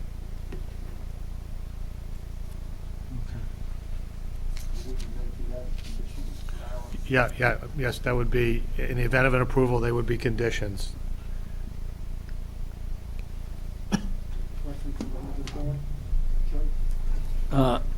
I noticed on the some of the original drawings on your handout, the fire escape, where is that now being located? So we're installing new stairs within the building. So it's going to be interior? Inside, so no more fire escapes, no more drop ladders. So there'll be interior stairways. And that's an approvable alteration? You can do that? Right. In order to redesign this, we had to go through many code reviews to, for exits, and so yes, everything will be interior. Okay, and the exits for those fire are on the same? Right. So you see the exits on slide number 12. For example, on the first floor plan, you see exit doors there. Pointing to a double set of exit doors there. Exit doors on the westerly side there, and there. So 3 sets of exit doors there. Another exit door and service door from the lounge area to that patio side. And then a series of, as I said, exit doors, fire exits, both were pointed to at the bottom left and in the center in the bottom. And those exit doors are all accessible from all the floors? Correct. Okay. Right. Yeah, and we're required to sprinkler this building. So there were never sprinklers in this building either. That's true. Any other questions, members of the board? No, just real quick, you said that you were not seeking the variance for the second sign? Is that the one that you said you were? Correct. The signs are as it. But you still want the bare bulb variance? Right, so there's a variance requested for the bare bulb to mimic the early marquee. Yeah, let me just follow that up. So the original memo from Mr. Petto said the applicant requires variance to permit 2 more key signs where only 1 is permitted. So you're only asking for 1, correct? I'm sorry, we're showing 2 marquee signs, 1 for each, 1 for the theater use, 1 for the lounge use. So you do need the variance to allow 2 marquee signs. Then we will ask for a variance. Those are projecting signs that you're No, That's the blade sign. we're requesting 1 marquee sign. Previously, it was indicated there was 2 marquee signs because it was located on the corner of the building. So planning had interpreted it as 2 marquees. The marquee has now been moved to the center, and we're requesting 1, and we're in compliance. Okay, I think that's where I started. So it's 1 marquee sign, right? Okay. And the second part of that is the applicant also requires variance for the maximum permitted marquee sign size, but you're going to conform to that, correct? Correct. So that variance is completely eliminated. Yes. Any other questions? Paul? Just a couple questions here, Paul. On your plans, you've noted that had a civil engineer looked at the building of the movie theater to see if it's stable for what you were going to expand on that? Yes, so we've had structural engineers walk through the. And building, has he do a study. determined that it is structurally sound to do the work that you're looking to do? Yes, Okay. with a lot of modifications. Okay, okay, Structural modifications. okay. Yes. Just a couple questions.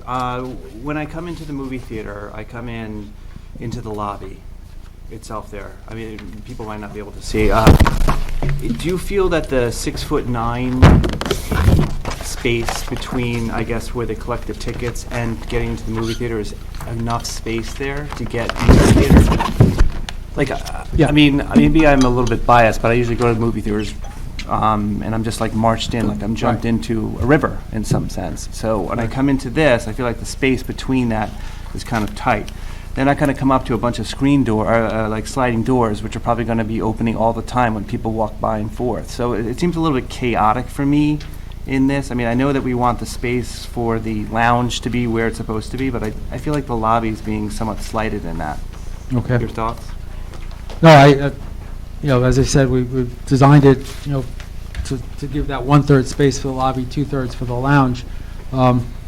If I could say, so this is, a technology-first theater, so a few things have changed in the movie-going experience since this was built. So most of the ticketing is done via an app.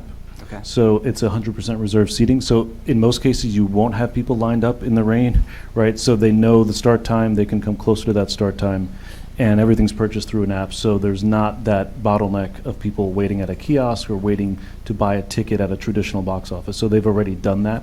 So they can sort of come closer to the showtime and make their way either into the theater or perhaps wait at the lounge if they're meeting someone, or perhaps to get a drink. So it won't be as chaotic as a traditional movie theater lobby where you're waiting at a box office. Okay. Family friendly in that atmosphere, you think? Or Absolutely, you yeah. think, okay, with the Oh, we lounge? hope so, Okay. yeah. Okay. Do you want to talk about the children's? Yeah, so, our programming, first of all, if you're not aware, is first-run movies. So this was a first-run movie house, meaning if we were opening this week, you'll see Star Wars, you'd see 1917 or Little Women. These are first-run major Hollywood studio films, including a lot of family fare. So we feel that, currently you see kids coming up and down that Bellevue, and there hasn't really been a place for them to go. So especially older middle school or older kids, this is a perfect place now for them to come. So having that partition around the bar lounge area sort of separates that a bit. So if they're coming right in, they can make their way right into one of the screens. Okay, I'm always looking for more space, I guess. That's Yeah. just who I am. The parking on where the realtors take up, are they going to always have that parking onto your facility? Like they're using 12 feet of your. Correct. That's just going to be, they're going to always have that, or? Right, and Stephen Plofker, who's a member of the applicant, can speak to this in greater detail, who's been communicating with Whitecurd. But yes, we intend to continue to let Whitecurd park there, and in return for that, we have been having conversations that Whitecurd will allow us to access their property in order to do the deliveries and the garbage and recycling pickup from that area to take it off the street. Gotcha. Last question, Paul. On the rendering of this, we have the stucco has the checkerboard, which is different from the rendering. Is that just a? I think it's Just okay. All right. Thank you. It's not supposed to have the check. What was that again? On this rendering, the checkerboard aspect, red. Yeah, that's right. That's the printing. Joe, just one more question. Yes. Other than the building on Lorraine and Valley, what's the next tallest building in the area? Probably this is a guess, but my guess is the rear of the westerly side of the building that has Talbot's. That's fairly tall at the westerly side, where it faces the Upper Montclair Plaza parking lot. Talbot's, that's like right across from CVS? At the back. At the back side, where it Yeah. faces the Thai restaurant. Yeah. That's Any my- idea what the height of that building? No.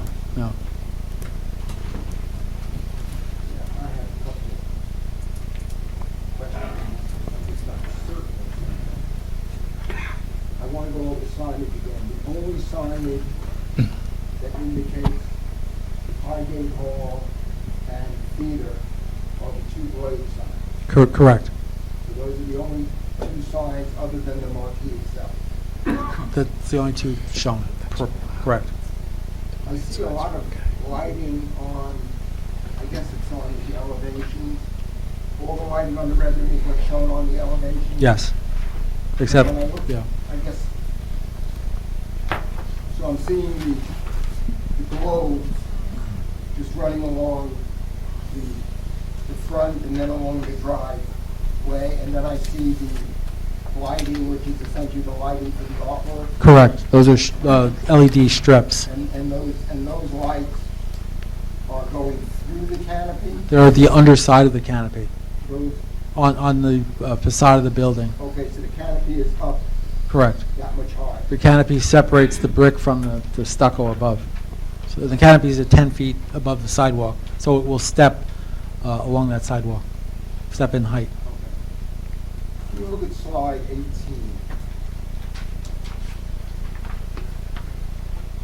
You see that penthouse at the very top? Yes. That really, I guess, that really bothers me. Okay. So there are a couple of questions related to that penthouse. One is, can it be down on the same level as the other mechanical equipment? I will look at the roof plan. And I thought there are 3 units you're showing, and I know you don't have the final plan, so I understand that reality. My point is, the building's already so high. You've got a lot of other spots where mechanical could go. I was even originally going to say, just to lose the last 30 seats in theater number 6 and just sort of drop it down so it stays within the mass of the thing. But if you can alternatively get it down on the lower level, Yes. do a lot better than sticking Yeah. up above what is already a very high roof. Right, so this could move down to the lower level, back there. Okay. Right. The notion was either the lower level or lose a couple rows in the back of that theater at the very top, which I forget the number, but I think it's 6. Correct. And drop it down so it's not sitting on top of what is already Move this to there. a very massive structure on top of a large roof. So my question is, can that be accomplished? 'Cause I really We could certainly move. the Yeah. penthouse up there, to me, is a real sore point. It's one of the things that you will see, because that edge, that whole edge of the property is visible from a couple of different directions. Right, I agree. So we're discussing this one, which is also that one, and to drop it down to that level. That's why I said the other Right. option was maybe lose a row or two in that top theater. I don't know, look, I don't know the finances or anything else associated with each of the theaters. I don't know how you do it. Right. I next want to ask, I want to follow Mr. Caulfield problem, because I guess I do see a lot less public space within the theater complex than I would have expected, and especially the way the floor plans work, is you have the whole integration of the people flowing in through the entry lobby for the theater, which in the first position after the concierge only has a very narrow 6-foot 10-inch spot, and you're still talking about 100, how many 100 people already in the theater. That's a pretty narrow bottleneck both for entering and exiting. And then it gets joined by the people who might be in the lounge, who I presume can go through those sliding doors. And then all I see is I see the one elevator and then a relatively narrow staircase. So I'm wondering how these numbers of people in total get through the building and work their way through the building, because they're going up and down, they're using the toilet. I don't know how you're bringing the food up, I presume, in dumb waiters. Correct. But I don't know how it all works, and that's why I also don't know how all the trash gets out of the theaters, and then all that trash, wherever it comes from, the lounge and theaters and everything else, all have to make their way down the alley, I'll call it, to that room at the back, which I don't know how large that room is, because there's no information on it. Right, I stated 12 I don't know feet, whether yeah. it's sufficient for the volume, because every one of these facilities is a food facility as planned. You're serving food in all the theaters as well as in the lounge. So there is a large volume of food being both distributed, getting to the kitchen to begin with, then being distributed, then being removed and trashed. So that combination of things in what I think is a very tight place. I don't even know the width of that corridor that goes down to that sort of little knuckle between theaters 1, 2, and 3. But that looks to me like it's about 4 feet or so. I mean, it doesn't look, it's less than the 610, so I'm figuring that's like 4 or 5 feet. That's awfully tight. I mean, those are real concerns, as if we're trying, I know every seat represents money. I get that. On the other hand, to create essentially an uncomfortable corridor like that feeding into 3 theaters, either people coming and going back and forth to the bath, it's just really tight. So I have some planning concerns about how much stuff, if you will, is being pushed into this.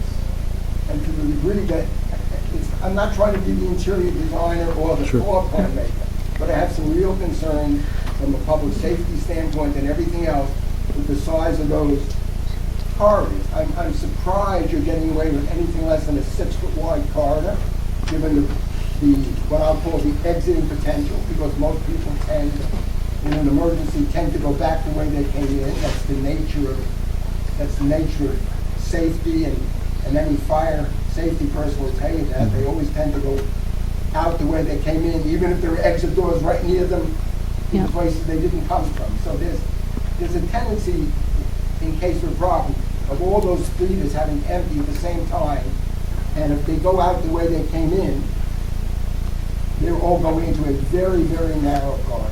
And that, to me, is a real personal safety concern that I think you need to consider. And so before we go about adding up the total number of people and figuring out the number of cars, I think it's too tight in there, and frankly, I think there are too many people between the lounges and the 6 theaters in terms of total count. There's nothing against the project. I think just like everybody in this town wants that project to happen at 111. But on the other hand, I'm really concerned that what's being represented here represents a big potential problem for public spaces that have large numbers of people. If we can address some of those concerns as far as an operational day-to-day perspective, how they organize and they operate the theater itself, and then address some of the. It's not an operational thing for me. In this case, I think it's more what happens when there's a problem. Right, yeah, fair enough. Because operationally, they're staggered show times, so we control the flow that way in some, yeah. You know, not all shows are the same amount of running. Sure. And I mean, most of the theaters we go to, the multiplex theaters, have a lot more space than when we're ending up with here. And I'm literally seeing 4-foot wide corridors as the singular path into 3 theaters. Yes, they come at different times, but people may be getting out to go to a bathroom, whatever it is, and the things that can happen. So I'm concerned that too tight and frankly, too many total bodies that doesn't provide for the kind of exiting with, the 5 or 6 exit units as opposed to 2 exit units, which is what we're talking about, is what you have. And it concerns me. And I really, before I feel comfortable saying, sure, let's do this, I think we have too much stuff in there, and it's too tight.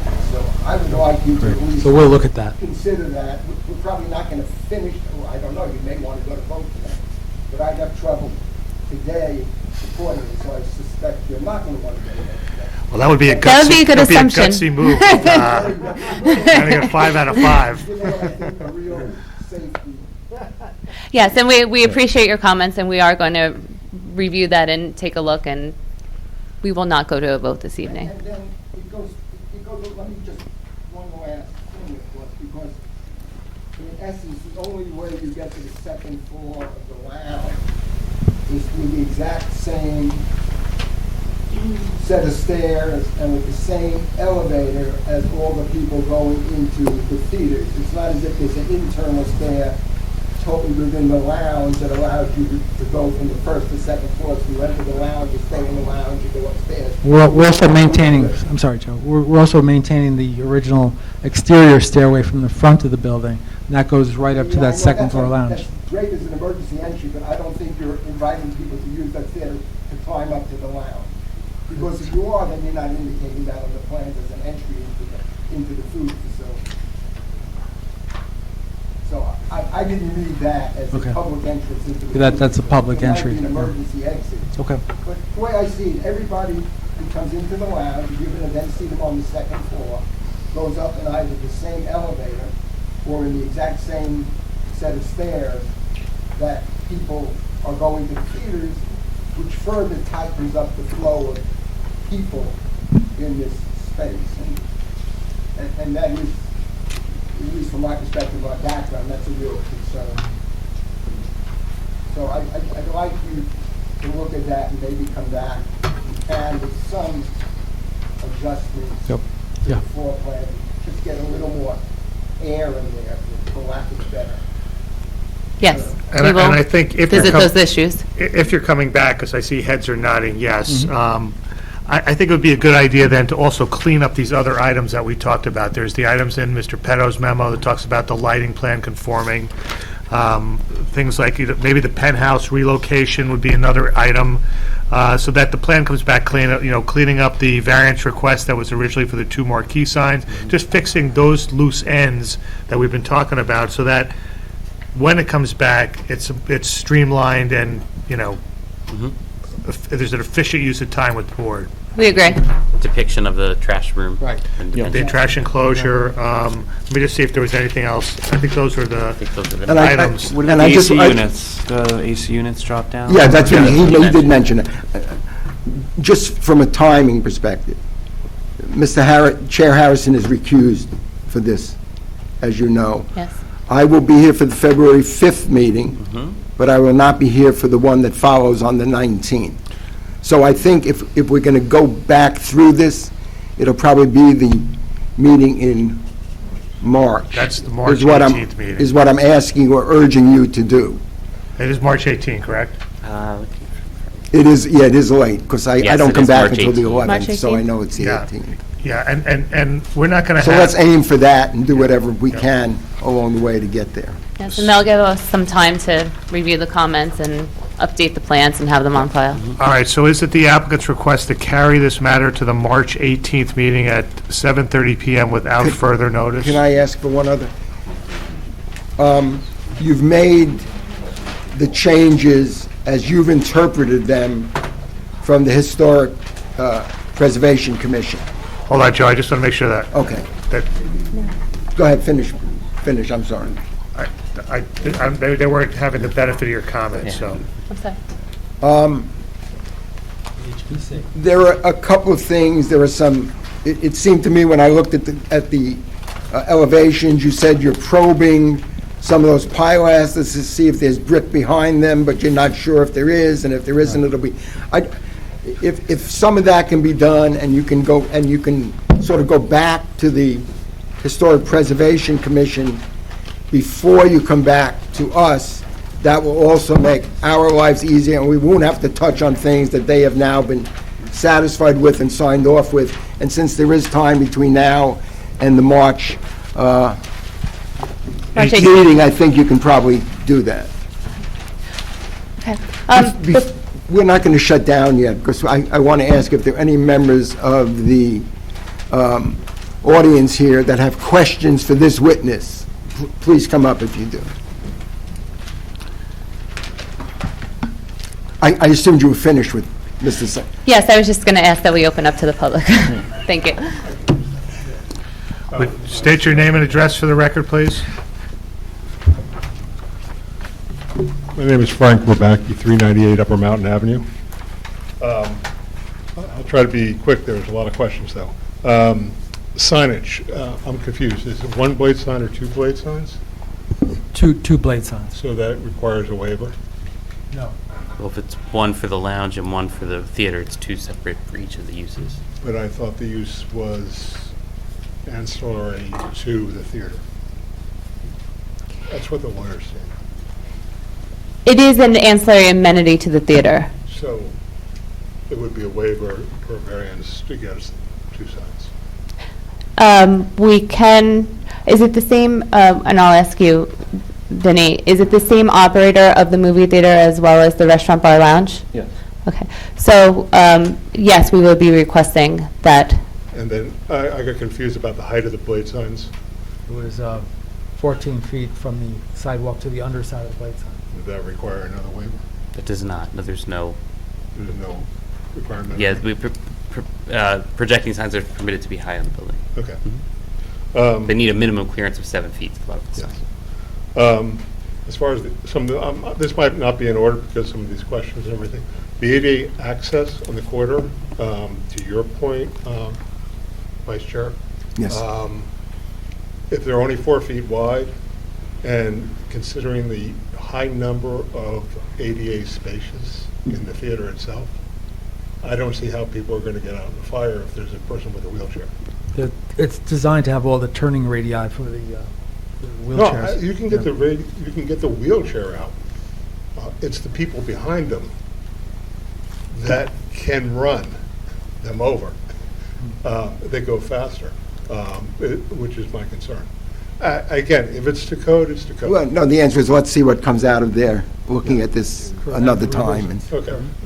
As far as the exit doors you talked about, you said the exit doors were accessible from all levels. Is that accurate? Or certain exit doors are accessible at certain levels, but only that far southeast door is accessible to all levels, as far as I understood the plans. There's exit doors both on the west side and the east side of the building. But the southeast door is the only door that has access from all 6 theaters. The southeast door does have access from all 6 theaters, from corridors leading to... So I would ask you to look at that for possibly changing that to a double door exit. That combination there, people coming down 3 flights. That's fine. Yep. Okay. The route plan, you had noted the Williams-Sonoma building was 58 feet. I think the board can refer to its own applications. As they know, they did the cell towers on the Williams-Sonoma building, and they're quite familiar with the height of the building. I believe it's 50 feet 6 inches, and that the penthouse adds that, or the tower, or the amenities of the cell farm adds the feet that you're talking about. But there's no way that's 58 feet tall as far as the building is concerned. So if you're making a comparison, You'll be able to respond. Yeah, we measured it. okay, and then if you do make the comparison, would you compare penthouse to penthouse? Because if you're looking at a penthouse on one building and not including it on your building, then it's not a fair comparison. Because I believe that's a penthouse. I don't believe I think that's the elevator penthouse for that section of the Williams-Sonoma building. The exit doors, particularly on the east side, that's my biggest area of concern. Are those fire exit doors, or will they be used as a normal course of exiting patrons from the building? They're both, yeah. That's just to short this all out, I mean, the big, over-the-top issue that I'm going to be vocal about throughout this application, through this hearing process, is the pedestrian safety issue on that entryway to Upper Montclair Plaza. Everything else, the signage is an improvement. The HPC will take care of the signage, the facade. Whether I like it or not, it's the material that will take care of it. But as you said, you put people, you waited online there, you've moved the entrance to the theater there, you're now putting canopies what you're doing is you're encouraging everybody to park there. So my question is getting to questions and not commentary. Could you just elaborate a little bit on the dimensions of the entryway to Upper Montclair, the entry drive to Upper Montclair Plaza? Because by reading the plan, I think part of it is one section is 22 feet wide at the two ends, and it kind of narrows down to about 19 feet wide in the center. Is that an accurate description of the actual drive, the roadway itself? Well, I could look at the site plan. Okay. Well, my concern is it's that it's a very, very narrow area, and I think you should reflect those dimensions on the revised plan so that the board can see that. The other thing is the sidewalk that you're talking about on the eastern side, that is entirely in the right-of-way, or is that part of your property? That sidewalk is 90% in the right-of-way. And the width of that sidewalk It varies. at the, at the point where the fire exit doors on the southwest corner? Yeah, as you know, that's about 3 feet 6 inches to 3 feet 8 inches at the southern corner. And then it gets wider as it progresses to the And north. how wide are the doors, are the fire doors by The code? doors have to be 3 feet wide. So if the doors open, people have to go into the entry drive to go whatever direction they want to go?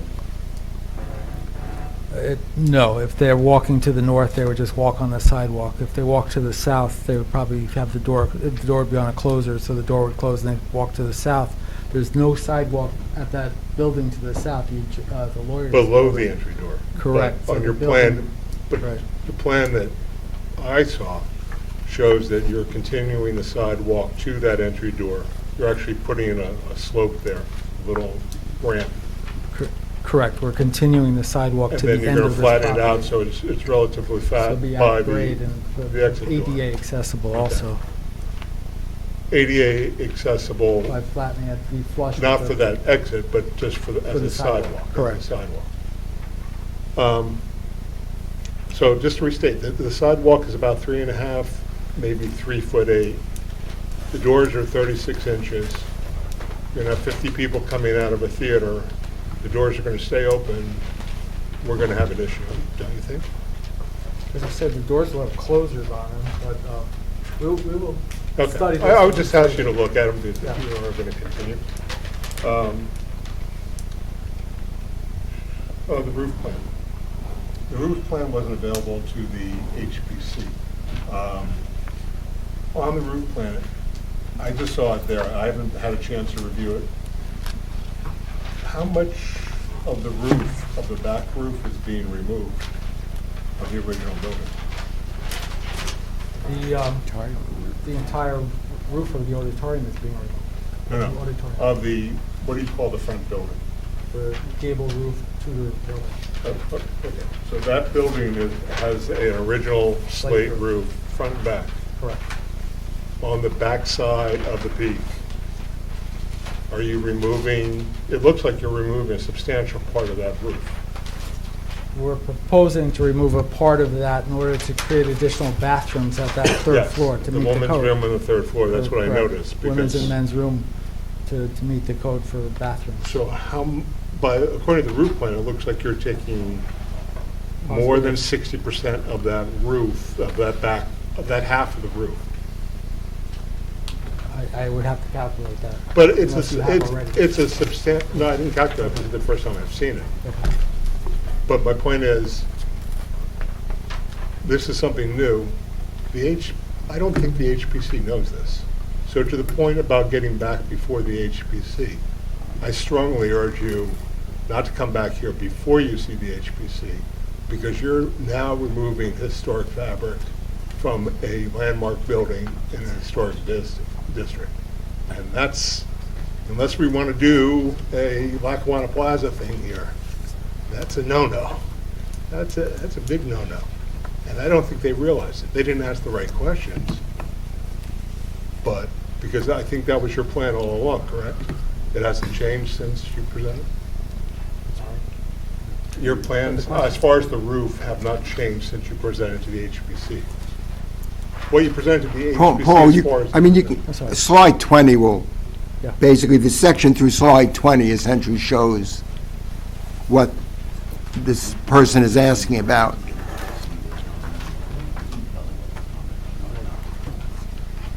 I mean, you can see it right there. The That section, that yeah. back of the roof is gone, right? Right, that Yeah, section but there. I'm not very good at reading plans. So I'm just, but yeah, I'm showing everybody where they can see it. But then you should show them where they can't see it, because if you go to the other drawings and renderings, you can't see it. And that's what I don't understand. Mr. Sionis, if I'm correct, what you've done is you've maintained the line of the historic building. You've just sort of carved out behind it to create the mechanical room. That space. Well, it's bathrooms. Yes, and so a if tea room. you look from the two sides, you don't see that the roof is gone. Correct. Absolutely, you don't see it at all. Right, this here. But There it is. See, you see there. Yeah, this Look portion behind here. you. Look behind you, that's all. That roof, that wall still remains. Right, so This this right roof here? edge remains. Yes. Right. It was not what was presented to the HPC. I don't know what was presented to the HPC. This is Yeah, an we're going updated, back. Yeah. this is an updated drawing. Correct, based on the HPC comments. And that's why I wanted them to go back to HPC before That's we... why I want them to go back to the HPC. I mean, that's, Right, okay, well, they have to go back anyway. So, Mr. Rebecca, do you have any questions of Mr. Sionis? yes, the HPC had asked for a perspective of the massing of the auditorium building from the street. And you said you were going to provide it during the hearing to the zoning board and that you would share it with them. That's not in the HPC report. No, it's not in the report, it's in the minutes, and it's in the videos and the conversation. Okay, so it's not in the report. Right. Not surprising, the HPC is not exactly the most thorough organization going. No other questions.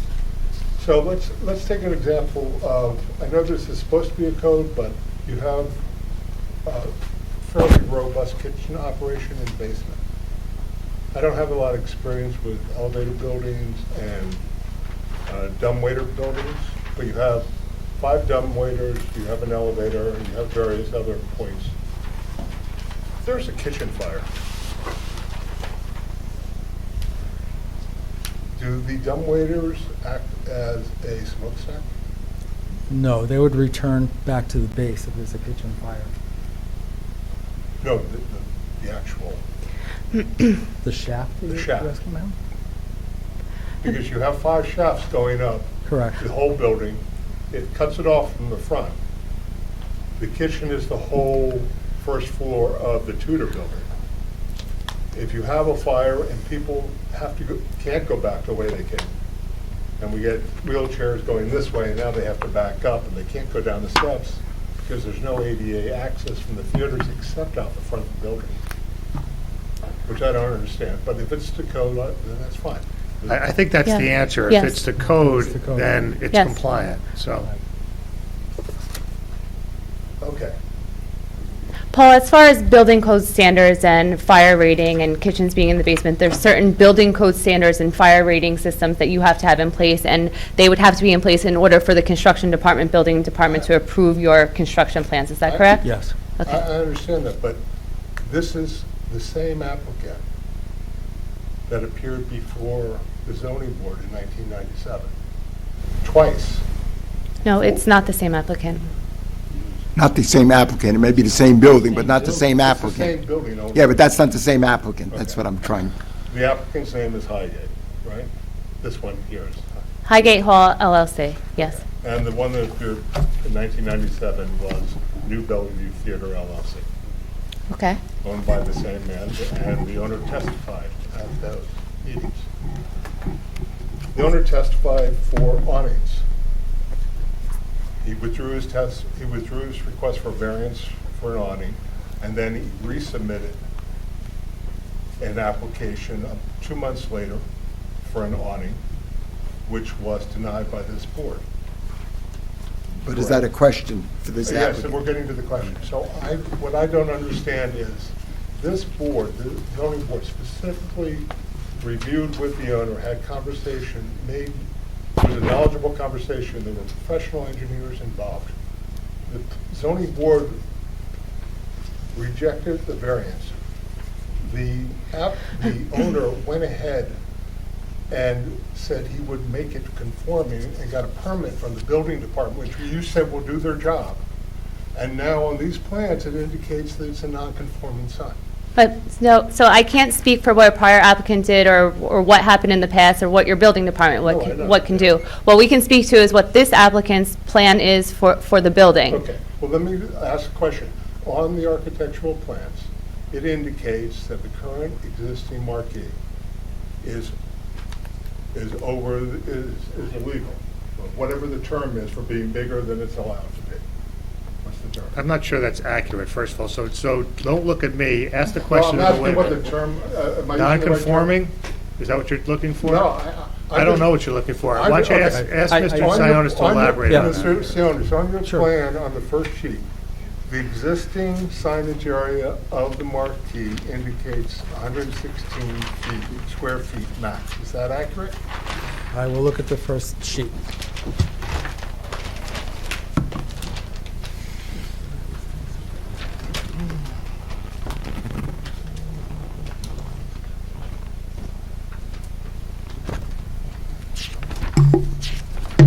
I don't see a reference to the existing It's on the bottom marquee. Bottom The left, existing sign area. under signage. Okay, thank you. Just in furtherance to your point, Mr. Rebecca, I just wanted to note that Article 18, Section Signs, under Chapter 347, was largely amended and almost entirely rewritten in 2013. So it may have been a different, the prior marquee sign may have been conforming in 1997 under the prior ordinance, but the chapter for signage was rewritten and adopted in its current form in 2013. So there may have been a change in the regulations. What happened, no, I'm not being clear. In the first half of 1997, this whole thing happened with, they wanted to replace the marquee that you saw in the earlier pictures, the one with the B on it, the UA Bellvue marquee, the smaller marquee. What happened, and the standard then, according to the zoning board minutes and... Okay, this doesn't sound like a question. It's got to be a question. Ask so. a question. There's been testimony by two You'll witnesses. be able to speak and afterwards. You can ask questions to make regarding their statements. testimony. Okay, so what, I don't know how we ask the question. I'm asking what the standard was. Well, what's more important is what's being proposed now, rather than going through a historical debate as to what happened. My purpose is not to go through a historical debate. My purpose is to ask what assurances do we have that what they say they've done will actually happen, besides that's their job. They're saying that we will do these things per code, because we have to do these things. Okay. No, that's a different Yeah. answer. Okay, so we've testified under oath this evening that this application will comply with the marquee signage requirements, but for the bare bulb lighting, which is not permitted. With regard to location, placement, and sign area, the applicant will comply. Okay, all right, that's, Anything else, Mr. Rebecki? let me just check for 1 second. I think we're close to the end.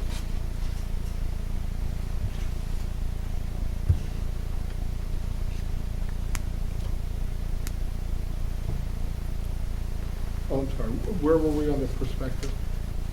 I don't see that in the Historic Commission memo. Oh, that's right. So it wasn't- They asked for us to Yeah, come no, back no. to discuss the east and west facades. And then my other question is really to the board, why this is not considered, this non-conforming use is not considered abandonment of use. It's not, there's been no intent to abandon the use. Just because it's vacant doesn't constitute abandonment. Under the case law, there has to be an intent to abandon the use. I thought there were one or two statements, intent was one of them, Yeah, and it's not it's- necessarily the Yeah, but, predominant one. I had sent the case law example to... Yeah, well, the board's familiar You with the have a case chance law, to and review I know what the case law is. Okay. Okay, so they're seeking a variance here for height, which is a D variance, and then a number of bulk variances, which are C variances. The planning department's reviewed it. That's what we're considering. When we get to the conclusion of this, you can raise again if you think that there should have been some other variance, but this is how we're processing the application. We think there may be revisions that will address some of your concerns that you brought up here tonight, but I think we need to let the process pan out and let's see where we go. But you do agree that there's no movie equipment in there, that it was red tagged as a That- building? Under recent rulings, that is not considered abandonment. Okay. Unless you say, I'm never going to use it for this purpose ever again, that becomes abandonment, essentially. Okay, so, so I'm clear, so if I have a gas station, and I leave the tanks in there, because someday I might want to use them. We're not going to go through hypotheticals, We're not gonna go through okay? So hypotheticals. if you have, do you have any other questions of these witnesses? Okay, let's Oh, I go. do have one other question, this is John. Are we, the board going to hire a parking expert? It is not, it is currently not our intent to hire a parking expert for this project. Okay. So let's go back. There was a request to carry to the March 18 meeting without further notice, is that correct? That's correct. Okay, is the board, that's okay Yes, with the board? yes, I believe it is. Okay, so why don't we just make a motion to it formally? We're carrying this matter to March 18, 2020, 7:30 PM. Unless there's some new variance created, there'll be no further notice required. Say so moved. So moved. Second, all in favor? Aye. And And then just before you close, as far as the testimony that was provided tonight, we would hope that the public would not be able to go within that purview, anything that's new and different from what was provided, that any questioning would be limited to that.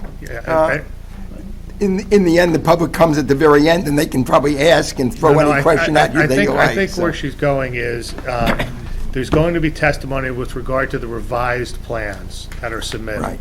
And really appropriately, the question should focus on the testimony that evening and be limited to the new testimony and not go back and start Correct. talking about, No Right, so I question. just want that clear for anybody that's a member of the Yes. public tonight attending the meeting, that it Yes. will be limited to the new testimony that's provided that evening. This is their chance. Yes, For thank this you. For this witness. That's right. and then the all-important motion to adjourn. I make it. Is there a Second. second? Aye.